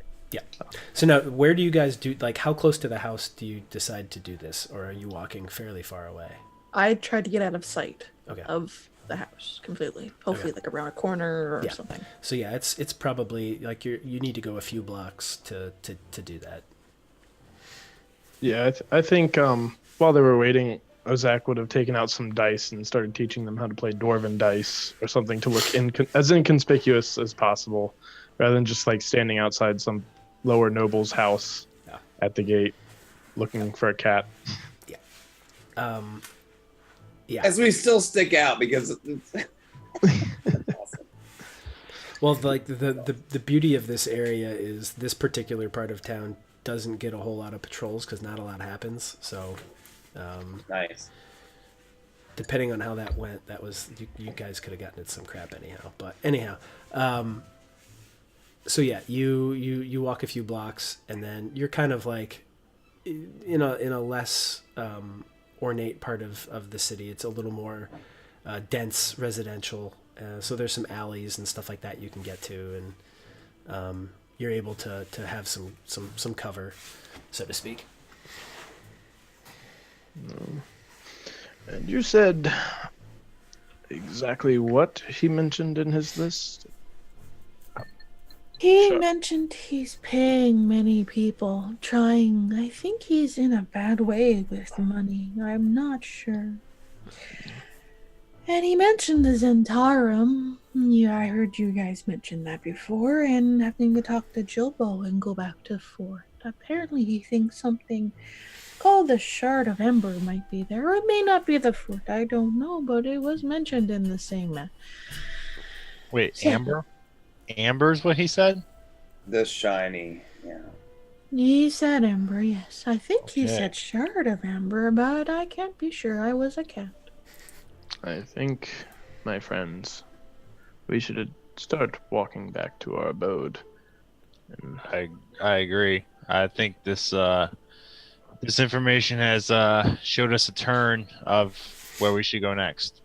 think we need to pay a visit to our fort that we have since sundered into ash and see if we can't locate the shiny, as our friend said, or locate some trace of what was there, or other people looking for it, because I And believe it has to do with the disappearance of our friends.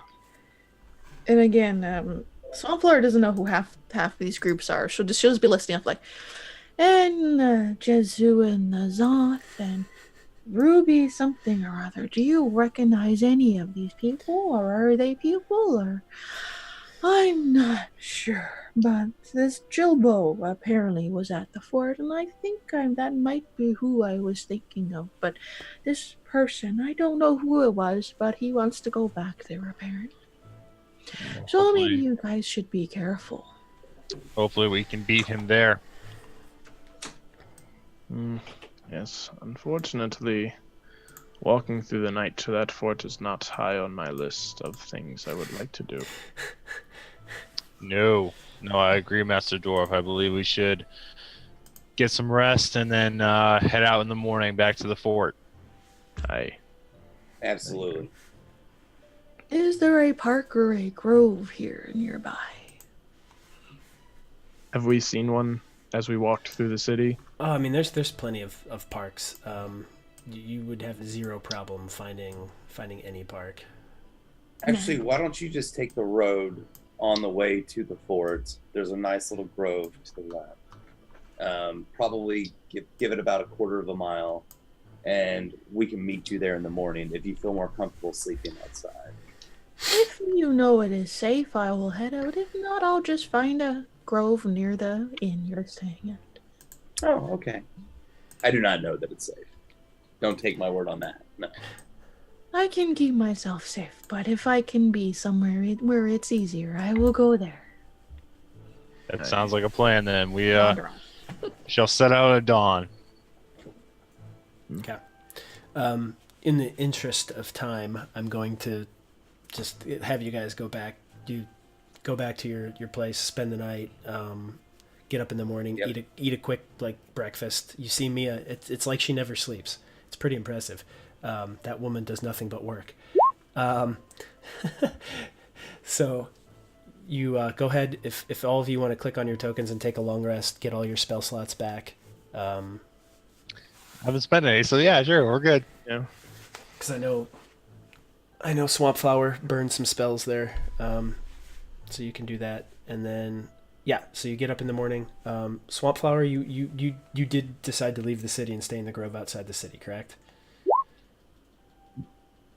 You're muted. I said I'd stay wherever was safest. So I'd probably say near the inn. I'll meet them at the inn. How do I do that with my token? So you click on your token, and there should be a button at the bottom that says long rest. For me, it's at the top. Or it's at the top? Okay. At the top, Top it says left, long yeah. rest. Mm-hmm. No?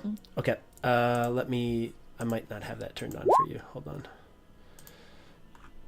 It's to all players, so it should be available. I can do it for you. Not a problem. Okay. Don't worry about it. Thanks. Okay. So, you've done a hurried breakfast. You found a park just a few blocks from where everybody was staying. I'll be there early and waiting for them. Yeah. So you made it there, and it's not a problem. You're outside, and you kind of it's a nice morning. It's still cool. It's probably in the mid 40s, but the sun is out today. It's like the storm has passed.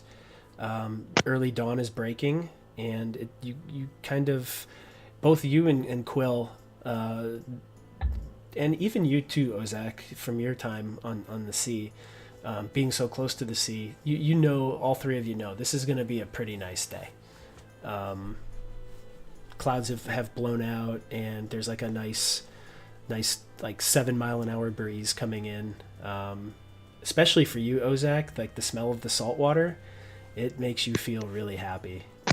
It brings you home in both a good and a bad way. It's a little melancholy, but you think of your lighthouse, and old memories come up. Hey, Corey, so I think that Quill would have also probably on the way out the inn slipped a gold coin to Mia to get a plate of food for Swamp Flower, and that way she has sustenance in the morning. You wouldn't even need to do that. You would have been able to just take off the buffet, and She wouldn't have cared. Okay. nah. Like at this point with what you've done, that's not a problem. Okay. Okay, so you all head out. You're all super familiar with this route. You've done it before. You make your way. It's about an hour walk. It's not terrible.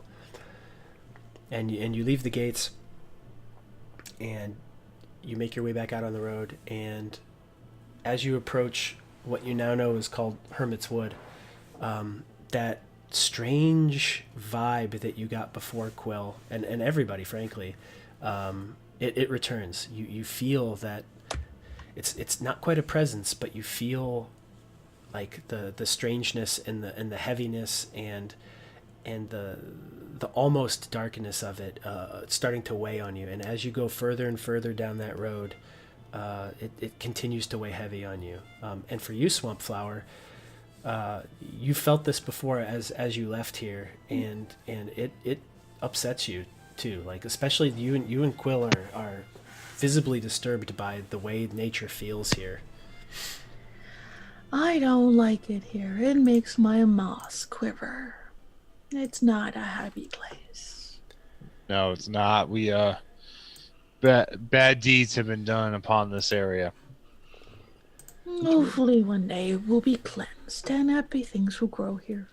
Happy little trees and grass and rabbits. It was supposed to be a nice day. This wood seems to darken everything down to the road.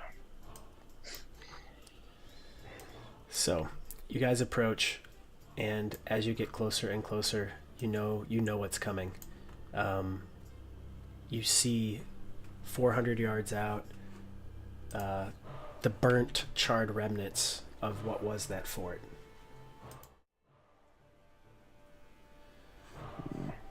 I have a subtle tear for Yip Yap. I'm just like, where is my friend? And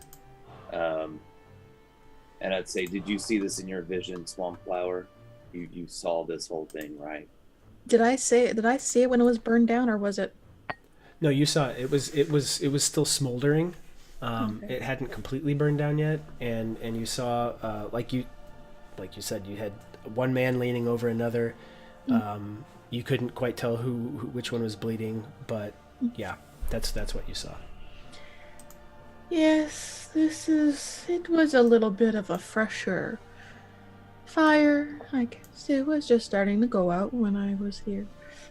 Well, from what I saw. Maybe the body is still here, I don't know, but I would like to have a look around. I didn't like how this place felt when I was here by myself, but now I have you to help me. Absolutely.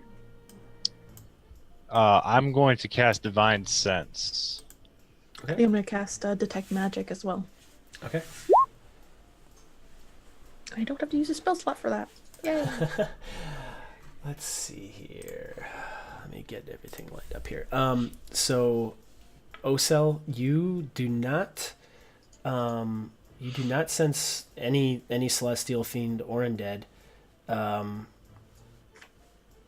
Yeah, you've, but you still don't. It doesn't feel good. Like, like the way I run Divine Sense, it's not like, okay, it's undead or not. Like, you can kind of pick up whether an area is good or bad.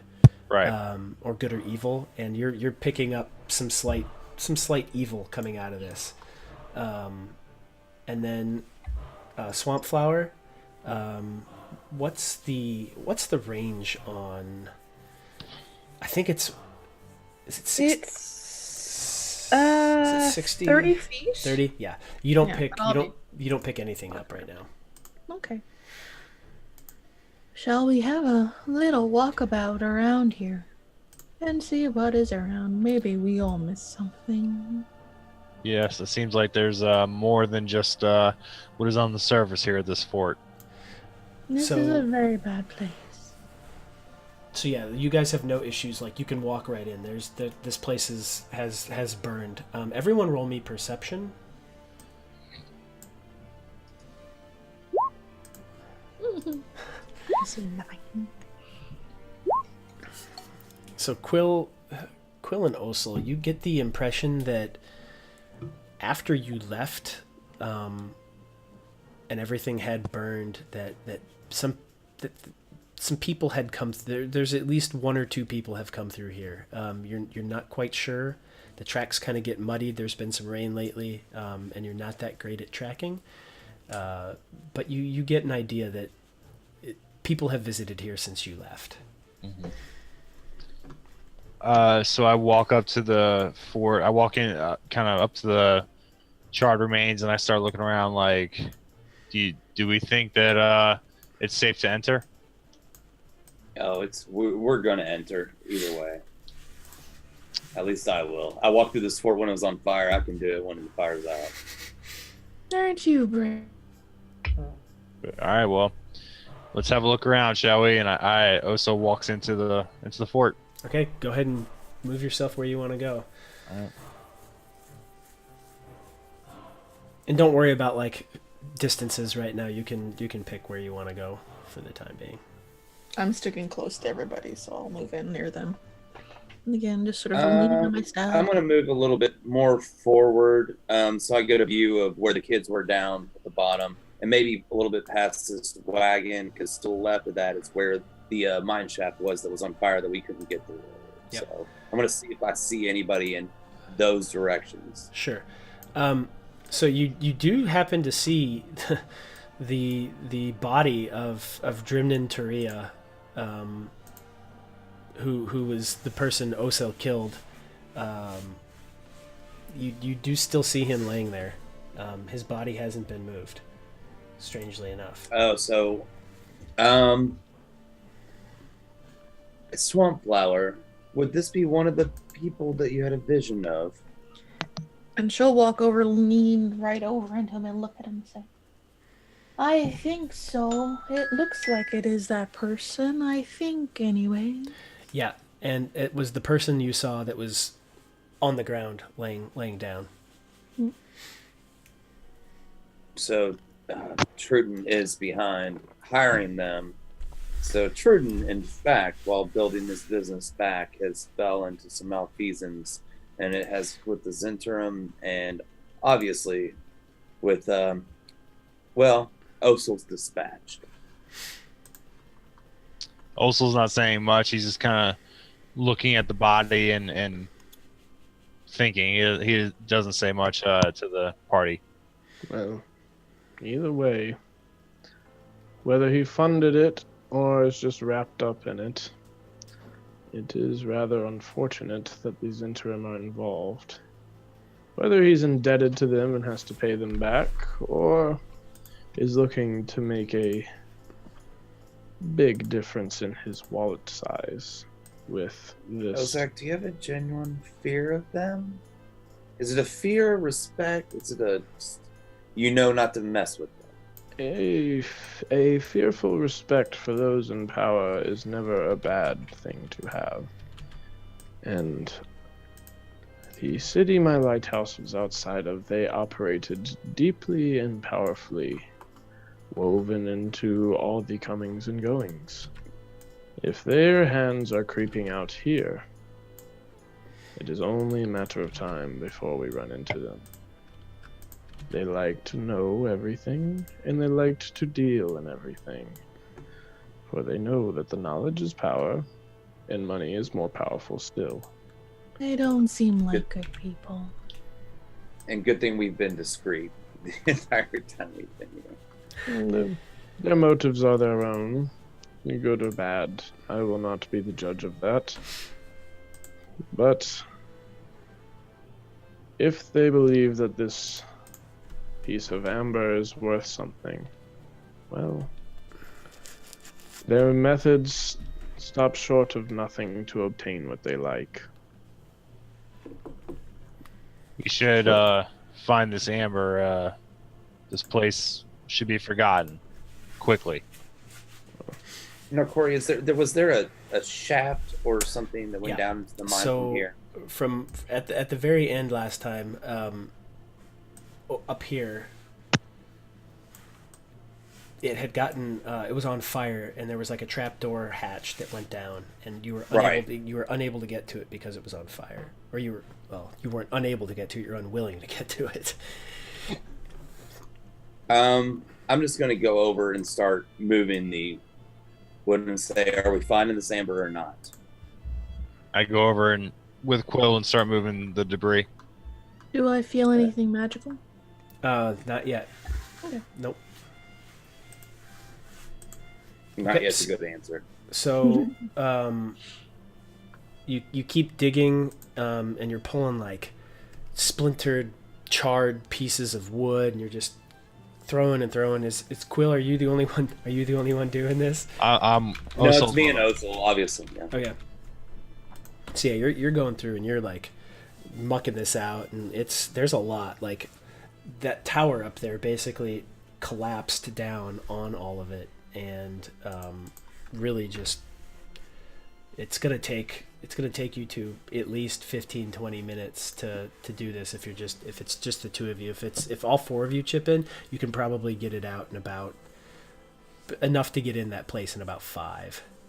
All right, I'll help. Okay. Do I have anything? Yeah, Great due to my powerful build, I can probably really shift stuff. Yeah, so. you're basically, so you see this 7.5 foot tall fur ball go down, and she comes up and she just absolutely wrecks stuff. She just like lifts up a whole section of stuff, moves it out of the way, without any issue, just starts moving stuff out, and you're just kind of, all of you are just kind of like stand back and watch for a second, like, whoa, this old lady can do this. You are magnificent. I'm just intrigued. So yeah, you've made serious headway into this. It's only taken you a few minutes, and below you see the opening. There's no more trapdoor on it; it's burned through as well. But you see a tunnel down with a metal ladder, rungs. So we climb down. I would be. I have dark vision. I would be happy to climb down first and make sure that the coast is clear and start a torch, if you will, Osil. Before you walk, let me inspect the mine shaft. You are a dwarf after all. I would like to make sure it would not fall in on our heads immediately as we went down. Okay, so Ozak, you're going down first. Oh yeah. Okay. So go ahead and you head down. It's probably like, it's a long ladder. It's like 30, 40, about 40 feet. It is quite deep down here. They have done a decent job at the very least for amateurs. He'd start looking at like all the struts and stuff that hold the entrance of the mine shaft open to make sure they're not damaged. They're not damaged, but it's you I mean, being a dwarf and seeing the rock is strong. You get no problem with that, but you can tell that whoever was mining this didn't really, like, parts of it were done well and parts of it were done haphazardly. Like the upper part was done really poorly. As you descend, it gets a little bit better, and you get to the bottom. Should you want to go, if you want to go all the way down, you can. Oh, he'd go all the way and Okay. make sure that the landing was safe for his friends. So you get down and yeah, like you see, like looking out, you see a big center column of rock still, and then like two ways cut around it, and that's really all you can get with your dark vision. You can see it goes around, and that there might be a path out to the left. You're not quite sure. You're not quite sure where it would go. I call down to Ozak. Ozak, is it safe for us to come down there? I would say, well, it is spotty craftsmanship at best, but I would say it is safe as long as we restrain ourselves in fires and explosions. All right. Well, I'll cast light on my my glaive and then hold that out as kind of like a shining torch of sorts that's not on fire. It is quite a bit ways down, so be careful, please. I'm not carrying you back up with a broken leg. Because of my size and everything, do I feel like it's safe for me to go down there, or should I wait up top? So Ozak, seeing like the metal ladder, it's sunk pretty good into the rock, so it should be safe for her to come down. I think even our dear swamp flower should be fine down in these tunnels and coming down this ladder. Although, someone could teach these about wielding a pickaxe. Like, it's gonna be tight going down like the shaft itself. Like your back might be scratching the opposite wall, but it'll hold you. Okay. My poor moss. Hopefully it will grow here and some life will return. Okay. I'm just talking to myself about that stuff as I climb down. Yes. And everybody hears it, and they're not quite sure if like you're talking to yourself or to them. I know what she's saying, and I'm going to wait for her to get all the way down to not add weight to the ladder. One at a time. I mean, it's like hammered in at periods, so like there's plenty of support for it, but that's fine. So yeah, you all make it down without issue. And at the bottom, you see. Good. Let me fix this a little bit for our viewers back home. This is what the inside of the cavern looks like. And then you guys are all down here at the bottom. I'll just move Ozak up a little bit. Move everybody over. Yeah, so you've got everybody down there. All right, what would you guys like to do? Well, there are many paths here. 2 paths diverged in the tunnel. And from what you can tell, like there's this big center section here, and you can see it might turn out to the left up here, and it might turn out to the right here, but you're not quite sure. Does Osel's light that he cast on his glaive? That's anyone? you get 20 feet, Okay, 20 foot radius. Yeah, that ain't doing anything. Cool. So your dark vision's actually more helpful than his light. All right. Well. Okay. Right. I say you go left, I'll go right. We can see both sides, and we're not far from each other. We can get back to each other. Well, proceed with caution, my friends. And again, less explosions, the better.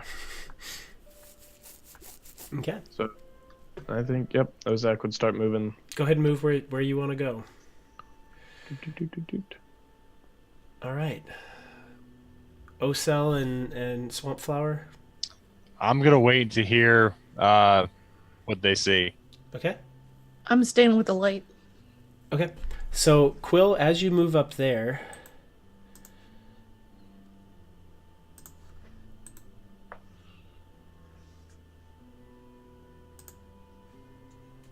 you are attacked by a zombie. So you move up and you come right around that corner, and you're not even really paying attention, and right from behind, and it comes at you. It comes at you again, man. Bah, Yeah, bah. bah. All right. Do we need to roll initiative? This is a surprise round for it. Right. So Ooh. 19. Pretty sure that hits. Oh yeah, that definitely hits. So you don't even see it. Like your back is turned, and it just boom right into the right in between your shoulder blades. It just comes down with its fist. Bastard. Okay, I'm definitely gonna wince and make a loud noise, so everybody could probably hear it. I mean, Okay. I'm no man's man. They're gonna hear it. And with that, let's all roll initiative. So everyone, hold on 1 second here. Make sure you click on your token first, and then go ahead and click initiative. Good. What am I doing going first? Oh, wow. Give me 1 second. I'll be right back. Okay. Mm-hmm. Well, Osel finally gets a good one. I know, right? And I nailed that initiative. Okay. I would hate to be hasty to the aid of my friends. And characteristic. Well, you want to, view the battlefield.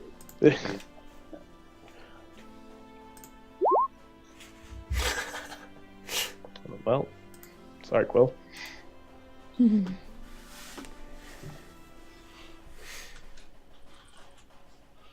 I'll wait for Billy to get back here.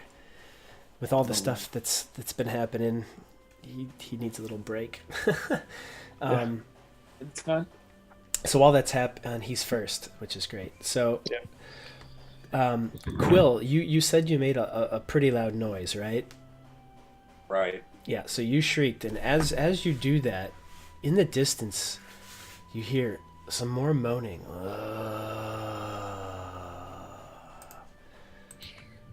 Does it seem to be coming from any of these tunnels in particular? From Quill's perspective, he just got hit behind him in the shoulder blades, and in front of him he's hearing something. And then Ozak, from your perspective, it's kind of up into the right, and that's where you heard Quill. And then as that one moan hits, and as Quill has said it, you hear other sounds. You hear more moaning. This place is infested. Well, let's de-infest it then. Gather more heads. Gather the heads. And with that, Osel, It is your turn. I'm going to run over to where Quill was, so 5, 10, 15, 20, 25, 30, and I'm going to attack the zombie that attacked him. Okay. Does a 23 hit? The 23 definitely hits. Nicely done. I'm All those going. bad rolls are paying off. Yeah. And I can hit it with Thunderous Smite now, right? Yes. Yeah, absolutely. Okay. I will do that. So DC strength save. 13. Oh, All right. Passes. Yep. So it'll still take the damage. It's half damage. And I believe it's no, it's not. It's not pushed. Oh. Yeah. It's not pushed away or knocked down. right, but it'll still take half damage. Yeah. So that's 16 points of damage to that one. Not bad. So yeah, you come up and you hit it with your glaive, and the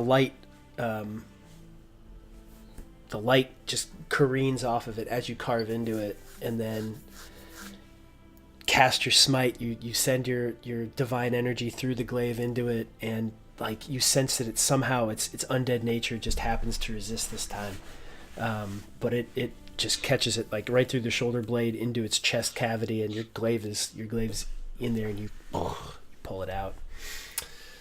All right, its turn.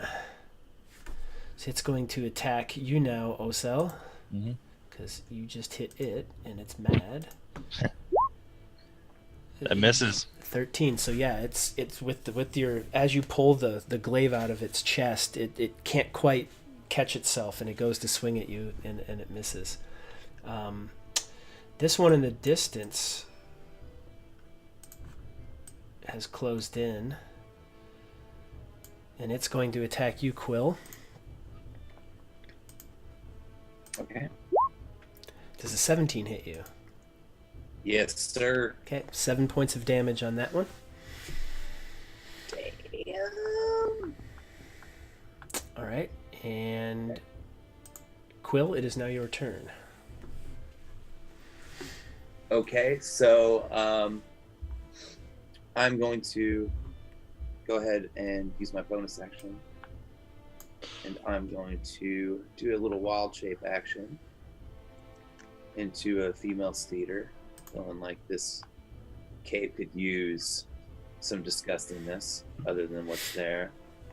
And I'm going to attack the one right. Yeah, the first one that attacked me. The first one that had already had. That one. Yeah, that one right there. So Right it's here. 1. Yeah.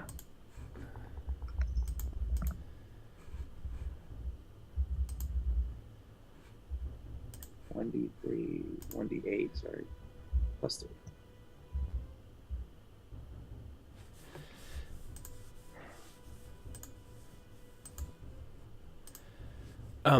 In your character sheet, you should have a female steeder character sheet.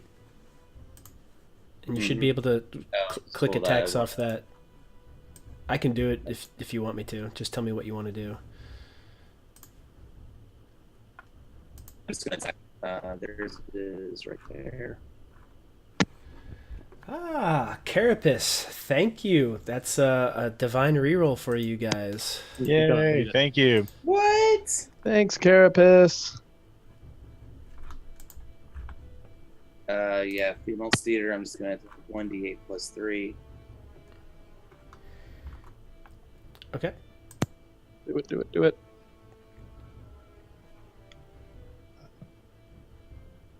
Are you doing the bite? Type 3 times and keep doing it. Yeah.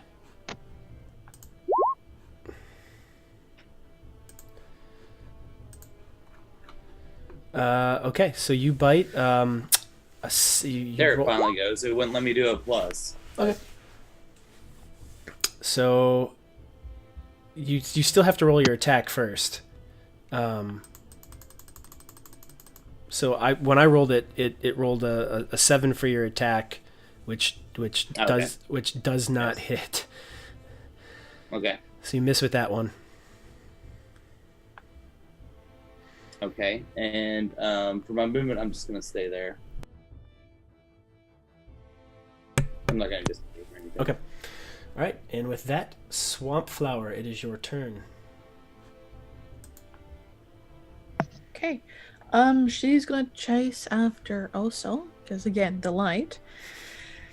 And she's going to, with her staff, just tap it on the ground and with her bonus action cast Shillelagh on it. And on the zombie that has the chest wound, she's gonna cast Thorn Whip. Okay. So go ahead and move yourself up where you want to be.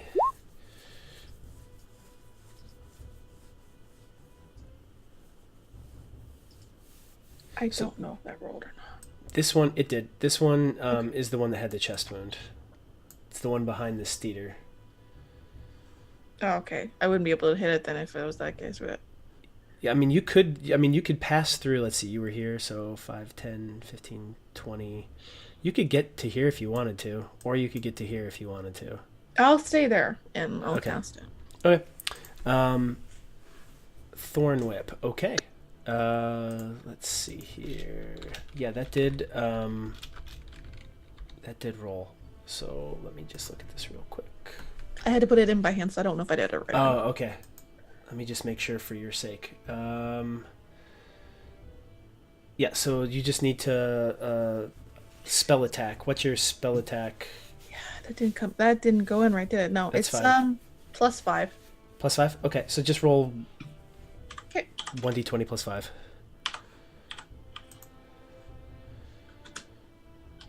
The damage came through, but the attack didn't. Yeah, that hits. Oh. Yeah, that hits, and then we'll just use the damage from that one earlier. So boom, 5 points of damage to it. You just rear back and poof, comes out, hits the zombie, and right in the chest again, like almost where the wound opened up before. This giant vine-like whip comes in and just tears into the already open chest cavity, and this thing is just kind of like it's barely hanging on. Mm-hmm. Can I try the Thorn Whip one more time, just because I think I edited it so it's right? Yeah, you can. Yeah, go ahead and check it. Yep, there you go. There it is. Okay, thanks. Sorry. Boom, good to go. Okay. Anything else you'd like to do on your turn? That's it for me. Okay. Zach. As you make your way up here, you, my friend, happen to see all sorts of things. You see 3 more zombies. To your left and to your right. I see the undead have sullied this nice underground tunnel. Well, I think it is time to return them back to the earth, which they came. And he will go ahead and rage. So, which triggers my aura. Yep, which you can hit your 10-foot aura. There you go. And then he will run at this boy right here and take out the great axe, and I will have him make a dexterity saving throw. So DC is 8 plus 2 plus 3, so 8 plus 5, that would be 13. So DC 13 dexterity saving throw, my man. Dex save. I think it might be Coming at strength. Give me a... why does it not tell me? I think it's strength actually. Dex would be the fire one. I think I have the strength weak one save. on. Okay. Yeah, it's strength. Sorry. That's fine. 6. Same thing. Oh, okay. Well, so he takes D8 damage. So give me 1 second. Mm-hmm. D8. Well, cool. That's fine. And then we're gonna smack him with the great axe. Okay. I have advantage on this. I will attack recklessly to have advantage on this. Okay. Nice. Yeah, that hits. Pretty sure that hits. All right. All right. Yeah. In your rage, you're all pissed off that these zombies are down here in this tunnel, and you just bury your great axe in. All right. All right. That is it from me. Okay. Osel, it is your turn. All right, I'm gonna try and finish off this zombie right here.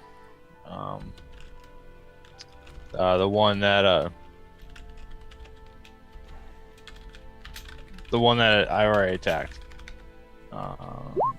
And that's a miss. Okay. Let me just set this next to Ozak here.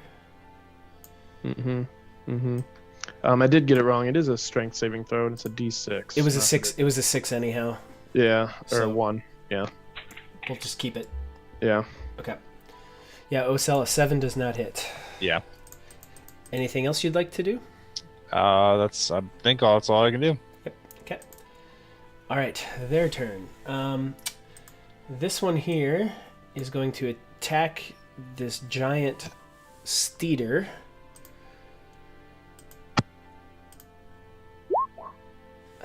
Does an 18 hit it? Oh yeah. Yeah, it definitely hits that. Okay.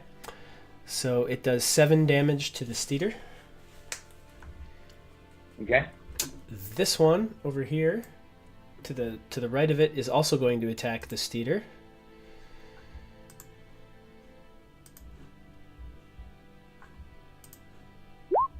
Does 12 does not hit it.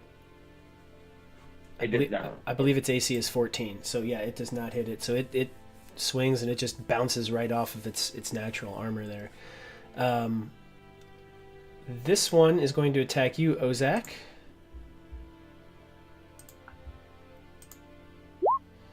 Does a 16 hit you? You're muted, I believe, Coach. Sorry. Yes. Okay, so it rears back and boom, slams an arm right into your chest. Actually, it's a little bit taller than you, so it kind of comes down like off the side of your head into your shoulder. Oh, good. And then with that, these two start to come out of their, I believe their speed's 20. Yeah, so they make it there, and then Quill, as a steeder, you happen to see another one come out from around the corner. Good. And it can make it to there. Oh wow. All right. And with that, Okay. Quill, it is your turn. Okay, I'm gonna just make a bite on the one. That one behind me is still hanging on, right? Yes. Yeah, because he hit me a second ago. Do you want me to? All right, I'm just gonna try to. Wow. That nope. Mm. That was a nat 1 on that one, buddy. Oh.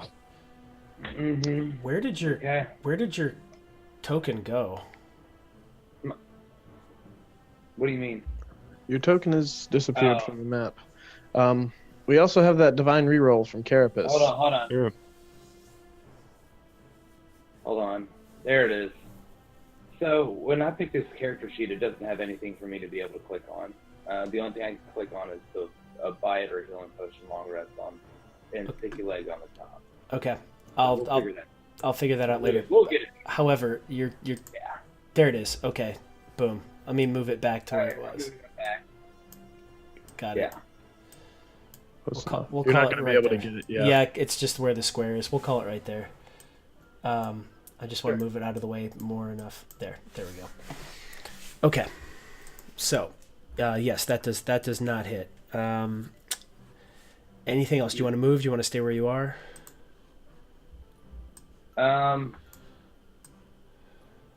My man, we got a divine reroll. Use it, man. If you want to, yeah. If you want to reroll, Design reroll. I can You can try- rebite the baby. all right, go for it.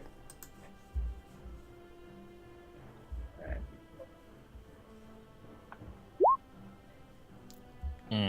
That's not right. I'll re-roll it for you. Okay. Yeah, 14 hits, and it does 10 damage. Nice. Nicely done. Oh, sweet. So this one is now. How are you getting it and I'm not? I don't understand that. I'll show you some other time.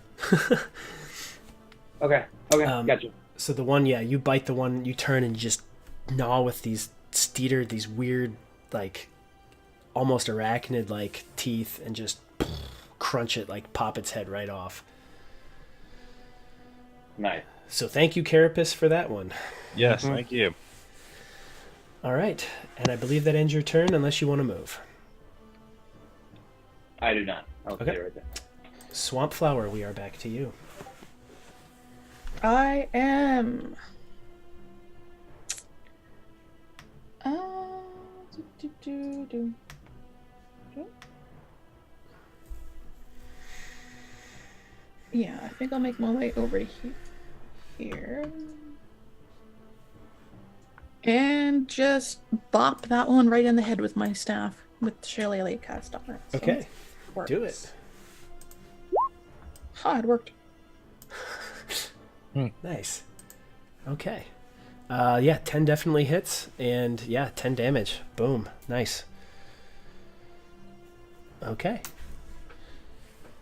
And Ozak, that brings us to you. All right.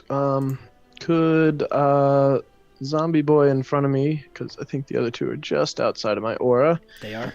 Yeah, lucky for them. Could he make me a strength saving throw, my man? Yeah. Let's hit this guy up. Boom. Ooh, that's not quite gonna do it for him. Okay. As a failure, you're looking for a 13, by the Okay. way, on that. So he'll take 3 lightning damage. Okay. I know, doing big damage with these things, guys. And then we will once again attack recklessly with our great axe on the one in front of me. So I have advantage, 14. Yeah, that hits. Describe how you want to take this thing out. Oh, I think he's just chopping through. It's almost like a logger going through a forest. Chop, chop, chop. Not even really paying attention to any arms or legs, just swinging his axe as hard as he can because these guys need to be taken down. Okay. Osel, that brings us to you. All right, I'm gonna cast Shield of Faith on Quill. Okay. So Yes. he gets +2 AC. So your AC of the Steeder is now 16. And I'm gonna move 5. I'm gonna move over here, next to Ozak. Okay. Hold on one second. So that little blue dot right there that you see shows that you are concentrating. And Okay. this guy next to me is dead, right? Yeah, sorry. This guy is tote. Boom. For the Okay. second time. All right. So yeah, that shows that you're concentrating, and Quill, you have a +2 to your AC at a 16 at this point in time. All right. So with that, it is their turn. So this guy up here is going to attack you, Quill. Ooh. Nat. So that's yeah, that's definitely gonna hit. That's 12 damage.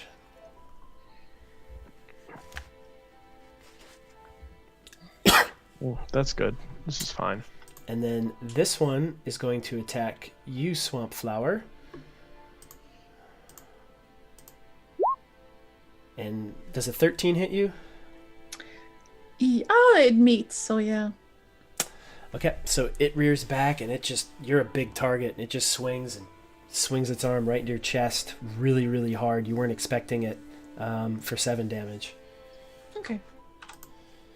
All right, and then these two don't know what they're walking into, but they're going to walk into it anyhow. And approach both you and Osel and Ozak. Now, when they enter that, Ozak, they take damage because it's on their turn. Correct? It's I have to activate it as a bonus action. I think. But it's like you already activated it, so it's on, Yeah. correct? I believe so, I yeah. believe it starts on their turn, so as they enter it, it's their turn. We'll call it that it's going to Cool. do it. So go ahead and roll damage. For both of them. Yeah. All right. First one that went up by Osel. They have to do the strength save, by the way, Yep. or else they take half. That one makes it. All right, and then the second one doesn't quite make Nope. it. So the first one will take half of 3. The second one will take the full 6. Okay. So the one by Osel takes 3, and the one Half by... of it, because he passed. So he. Oh, okay. So he took 3. Mm-hmm. And then the one by you took 6. Mm-hmm. Okay, cool. All right. And then they get to attack. So Osel, the one attacks you. Does a 15 hit? It hits. Okay, so 5 damage to you. And then Ozak, 21. Pretty sure that hits. So yeah, both of these things, they enter and they're like, your storm aura shocks them with the electricity, and they're just almost like helps them in a little way, and they both strike, landing. Hey, roll another attack for the one on me, just in case you crit it, because you do attack with advantage on me. Oh, that's right. Mm-hmm. You are raging. Yeah, 19. No crit though. All right. Cool. Okie doke. So that is their turn. Quill, that brings us back to you.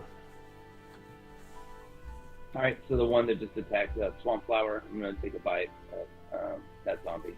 Bite at that one. Okay. Yep. Crit. Nice. So Okay. that did a total of 8 damage Yeah. to the one by Swamp Flower. So this one here, just to the north of Swamp Flower, takes 8. All right. Happy where you are? Don't want to Yeah, move? no movement. Okay. So Swamp Flower, that brings us to you. Alrighty. What do I have prepared?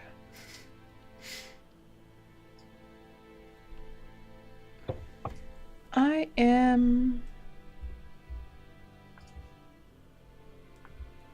No, I'm just gonna bring my staff down on that thing again. Okay. I'm a little angry, so I'm just gonna hit it with a stick.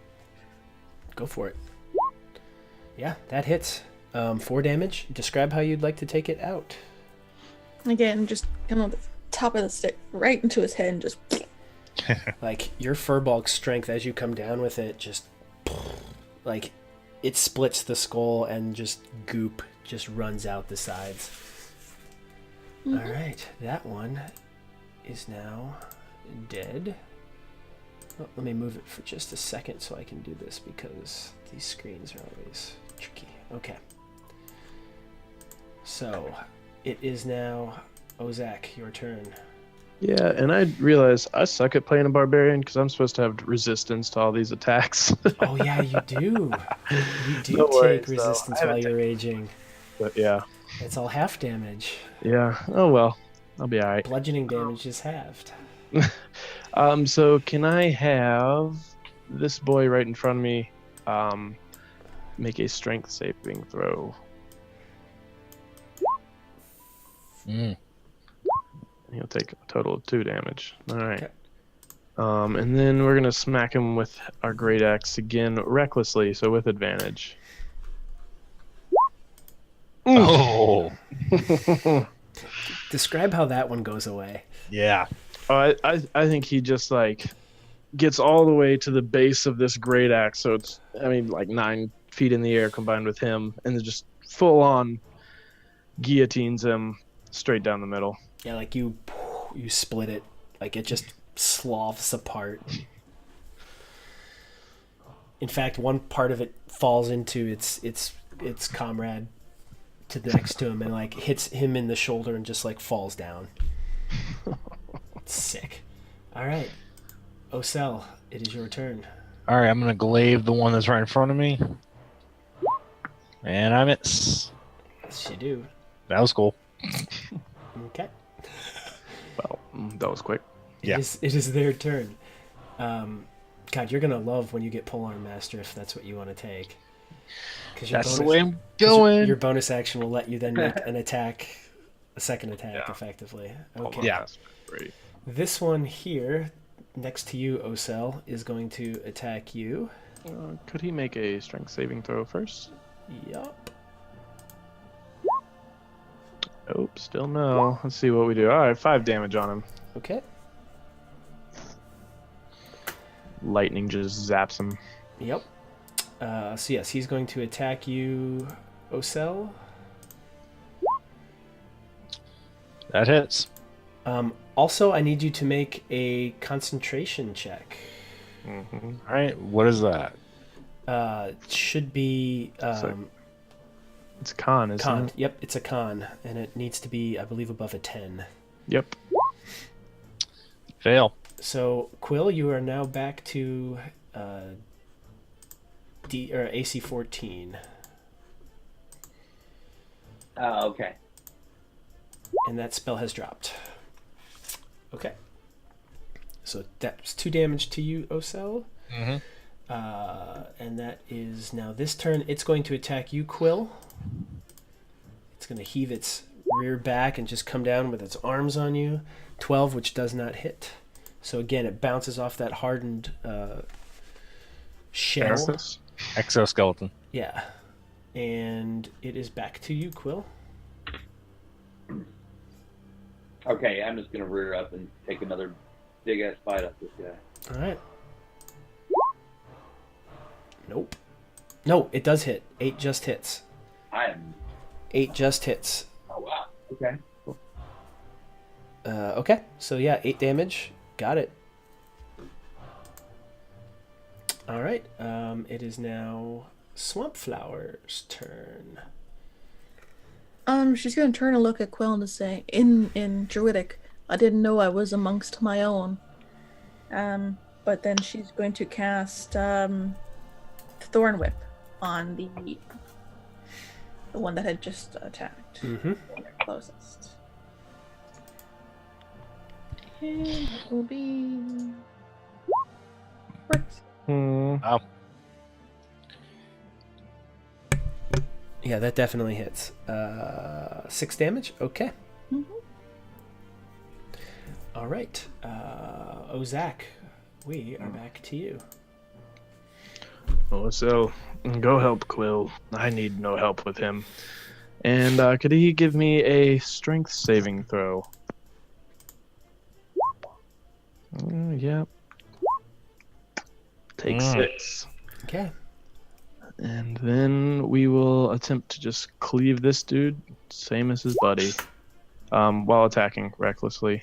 I think that's kind of a given. I'll probably almost always do that. Yeah. So recklessly gives you It's gives you- advantage. yeah. Yeah. That definitely hits. So go ahead and describe how that one goes down. Oh man, I think Ozak has just turned into a zombie meat grinder at this point, and it's just axe up, axe down, axe up, axe down, just kind of Doing cleaving, working up. You start to see a little bit of a sweat pop up. He's started to put some backbone into it. He hasn't flexed these muscles in a little while. Osel, that brings us back to you, my man. Also looks over at Ozak and says, "Yeah, I guess you didn't need help." And I reach out my glaive and kind of tap his great axe, kind of like a high five. I'm gonna move up here next to Quill. I'm gonna attack that zombie. That's within my range of my glaive, That's correct. Mm-hmm. and still can't hit a damn thing. So it's like you think it's within your range, and you swing, but it like somehow it misses. I'm just here for moral support, guys. You've rolled like trash tonight. Yes, I have. All right, the last zombie. You had a good initiative roll. Yeah, that's about it. It attacks. It attacks What? you, Quill. It does Okay. not hit. Again, it slams off that hard exoskeleton and nothing happens. And Quill, it is your turn. Okay, I'm going to go ahead and bite the motherfucker. So All right. Do let's it. say again. Yeah. 8. Yeah. So go ahead and describe your kill. So as Osul like barely misses, and he brings his glaive up like this, I grab its head and then smash its head into his glaive. So his glaive misses barely, and it's still right here, and I grab its head and go, yeah, there it is. Yep. So you use your bite and like throw it into his glaive, and yeah, it just crumples in front of you. And with that, there are no more zombies. Nice. So, you are in this cave. There are zombies everywhere. Dead zombies. What would you all like to do? Well, after the dust kind of settles, I'm gonna start. Go. I was just gonna start pulling the bodies off to the side, and they can do whatever. I can't. So. Are you gonna stay as a steeder?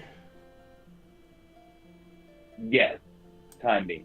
I don't know if there's more zombies coming. I don't know if we're about to be attacked. Okay, so I'm just gonna like kind of create a pile here for you. Move them all down there. Yep. Mm-hmm. So you're just stacking them up. So after the dust settles, do we hear anything else going on in these caves? Or Everyone roll me perception. I can roll that on my theater sheet because that sheet's not coming up for me. Yep. I can do it on my regular sheet. Nope. Steeder's too busy dragging bodies around to notice anything. Osel, you don't think you hear anything. Like you hear typical like water dripping type stuff. Coach and Ozak and Swampflower, you are pretty sure there's nothing else down here. You're especially you, Ozak, being a dwarf down here. Like you put your hand on the rock and you kind of feel out, and you don't feel or hear anything else. These stones are no longer speaking. There's no beings left down here, but that does not mean there is not this amber shard. I'm gonna cast a light on my glaive again. Okay. So you've got 20 feet out there. Yeah, and so from what you can see now is the area to the right over here just dead ends. It just kind of turns the corner, and there's nothing back there. As you go out to the left and you kind of poke your way out that way, again there's nothing. It's just a dead end. You get the impression that, and Ozak, especially for you, being a dwarf and being down here, both of those look like they were kind of hastily excavated. They were mined pretty hastily and not very well. But ahead of you, it looks fairly well done. It looks pretty clean. It's no dwarf, and it's no gnome, but it's definitely got some skill. Perhaps our kobold friend was over this way. No. This tunnel was hewn by someone who knew how to use a pick. The other two, you can tell by these strikes. They did not know what they were doing. They're all over the place. These are precise pickaxe strikes. This is the direction we need to go. We'll lead on, dwarf. Alright, step down the tunnel. So that's fine. I'm gonna cut back over here.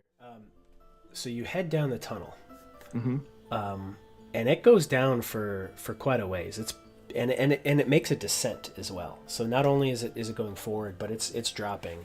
And as you go forward, Ozak, like you kind of take note of the angle and how far below ground you are, and you're pretty sure as you go down like 50, 100, 200 feet ahead of you,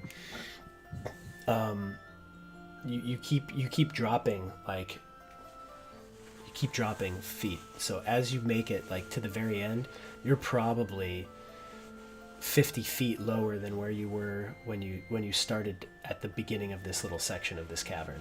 So you're a good couple hundred yards down, and it's pretty straight. And as you get close to the end, you can see the end, and at the end, you see a yellow-ish, orangey something in like a vein, a small vein in the rock ahead of you. This is no natural rock here. This vein, this is not a mineral I have ever seen. It is not copper. Perhaps this is the amber. Yes, this must be it. Those of you in tune with the magical ways, do you feel anything here? I'll put my hand up and I'll cast Detect Magic.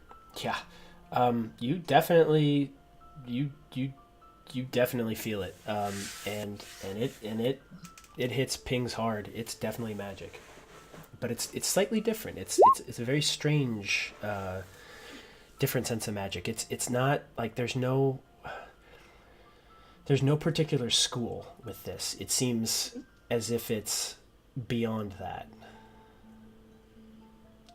This is definitely magic, but it feels weird. I haven't seen it before. Yes, But it is probably what that guy was talking about. a rock to drive the minds mad. Who's the closest to it? I think Ozak would Yeah. be. So Ozak, after that detect magic is cast, in your head, you hear, "I am known as Yarka, the Eye of Shadows. You would do well by accepting the gift I offer. No secret will ever escape you. All knowledge will be in your grasp. Life is pointless, so there's no time to waste in searching for its secrets. Do you wish to accept my gift?" Take no gifts from rocks, for rock have given me no gifts before. Do you say that out loud? Or in your Yes, head? I think he'd say it out loud. Okay. So you all hear him say that out loud. What are you talking about, friend? I heard nothing. Hold your peace, Osul. This rock might not be just a rock. This rock speaks. This rock lives.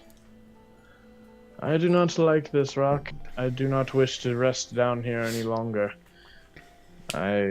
We will make leave of this place. There are foul things afoot. Rocks bearing gift. I'm gonna cast a divine sense as he says that. Oh, it's evil. 100% evil. I agree with you, friend. And We it should- appears to be celestial in nature. Interesting. What is Very interesting, interesting. my friend. Your instincts were right, Ozak. This is a very evil and, dare I say, angelic, although not the type of angel that anyone else would want to see. But I know of it. And with that in your head, it repeats what it repeated what it said to Ozak. It calls to you. It says, would you like my gift? Oh, I have enough gifts of my own. Rocks bearing gifts should bring trouble. Speaking rocks especially. The rocks should never speak out loud. They should only talk in vibrations, in old songs. We leave this place. This is no good for us. It will only bring death and decay. If it is evil, should it not be destroyed? Or hidden in some way? Things like this taint everything around it, as you can feel. Can we reverse that? We will collapse the entrance to the mine upon itself upon leaving. Anybody I who think that's a good idea. Let's vacate this premises immediately. Okay. Hopefully, the person that wants it will not be able to mine. He's trying to get back here. You will need to acquire many, many tools and workers if he so chooses to come back. Okay. So, yep, he turns from the vein of amber and walks away. Okay. Also looks over his shoulder briefly at the amber and follows Ozek out. I'll follow along. And as you turned, Osel, it again calls to you. It says, "Are you sure you do not want the power? I sense a rift in you. I can fix that rift. Heal the wounds that you so desperately want healed." There's only one way I can heal those wounds, and I walk away. Okay. All right. I think they would attempt to gather Quill as he's stacking bodies. Okay, so yeah, there's a pile of 6 zombies in front of this steeder, and it's just kind of sitting there, like, moving its little appendages and, like, chittering. Do you think the city guard would offer more coin for more skulls? I'm just gonna go ahead and call up a few more heads and see if we get more skulls. Yeah. So you've got 6 zombie heads at this point. Well, good. I will carry these heads to the surface. I will not tax you, Quill. Okay. So Quill, are you going to stay as the steeder? Or are you going to drop back out? I'm gonna climb all the way. Well, I don't know. I probably couldn't fit through the shaft, so I'm gonna have to change back. And yeah, I'll change back. Okay. So yeah, so you guys go ahead. You all change back. You gather the zombie heads. You move back up the shaft, and you're back outside. What would you guys like to do from here? Let me see. We need to collapse this entrance, whether by mechanical means, where we just throw as much of this and back down this chute as we can, or through force. Force is always good. Well, unfortunately, I don't have much to give other than my arms to push things, but I think he would start pushing crap down the mine shaft, kicking the ladder and kind of separating the top of it. The ladder's bolted into the side all the way down, so you probably take like 2 damage to your foot as you kick this thing. I'll help him toss stuff down the shaft, I mean, and once it's fairly full, I'm actually going to cast Acid Arrow down there just to see if I can melt the stone up a bit and make it one piece. Sure. So yeah, you're able to really fill that thing quite a bit with what's up top. Yeah, I think like tents and carts and stuff that are laying around all just get thrown into the shaft. Like you break it up, you're able to get it down. Melf's the arrow. Okay. Yeah, that's let's see. 44 acid damage immediately, and then 2d4 at the end. So yeah, I mean you're able to, you don't fill it all the way to the top, but you're able to go down and you hit it, and then with 12 acid damage, it kind of goes down. Like, you didn't get the arrow down quite far enough, there's been enough wood built up that it kind of melts through some of the wood, and it doesn't quite, like, it binds some of the metal into the rock on the side, but it you don't get the impression it's really going to stop somebody if they wanted to get through. Okay, I'll just fill up the shaft the rest of the way then. Yep. So yeah, you guys fill the shaft, and yeah, it's completely packed. A deed well done. Yeah. lest that evil be forever entombed. Hopefully. I am interested to find out how the zombies got down there, whether they were left there by whoever rose them from the dead, or whether the speaking rock was the one behind it all. Maybe they were people that were tasked with mining, Mm. and something was down there with them. Perhaps Well, the answer shall reveal itself in the coming days. there are dark magics afoot, as you said, Osel. Maybe we should seek someone out who knows something a bit more about the magics of this land. I think that'd be a fine idea. All right. On that note, folks, we're going to call it a day. Thank you all for joining us. This was another fun session. I apologize for the earlier technical difficulties, but I'm glad we were able to get it taken care of. Thank you, everybody, for contributing to this story. It's just so much fun to DM everybody. Kayla, thank you for filling in and joining us. No problem. And let's everyone who contributed, thank you so much for your thank you, dice. guys. You definitely made that way better for our friends here. Let me launch a raid here. Let's see who's currently D&D-ing right now. Straticus. Let's hit them up. They always do some good stuff for the community. Yeah, Strats. So what would we like to launch as the raid? What is our raid slogan gonna be? Talking rocks. Yeah. Talking Don't rocks. touch Talking rocks. Talking rocks. Talking rocks. So let me fire away at them, and everybody, thank you so much, and we will see you not next Monday, but 2 Mondays from now. Thank you, guys. So Thank you, have at it, guys. everybody. Thank you. Have a good night.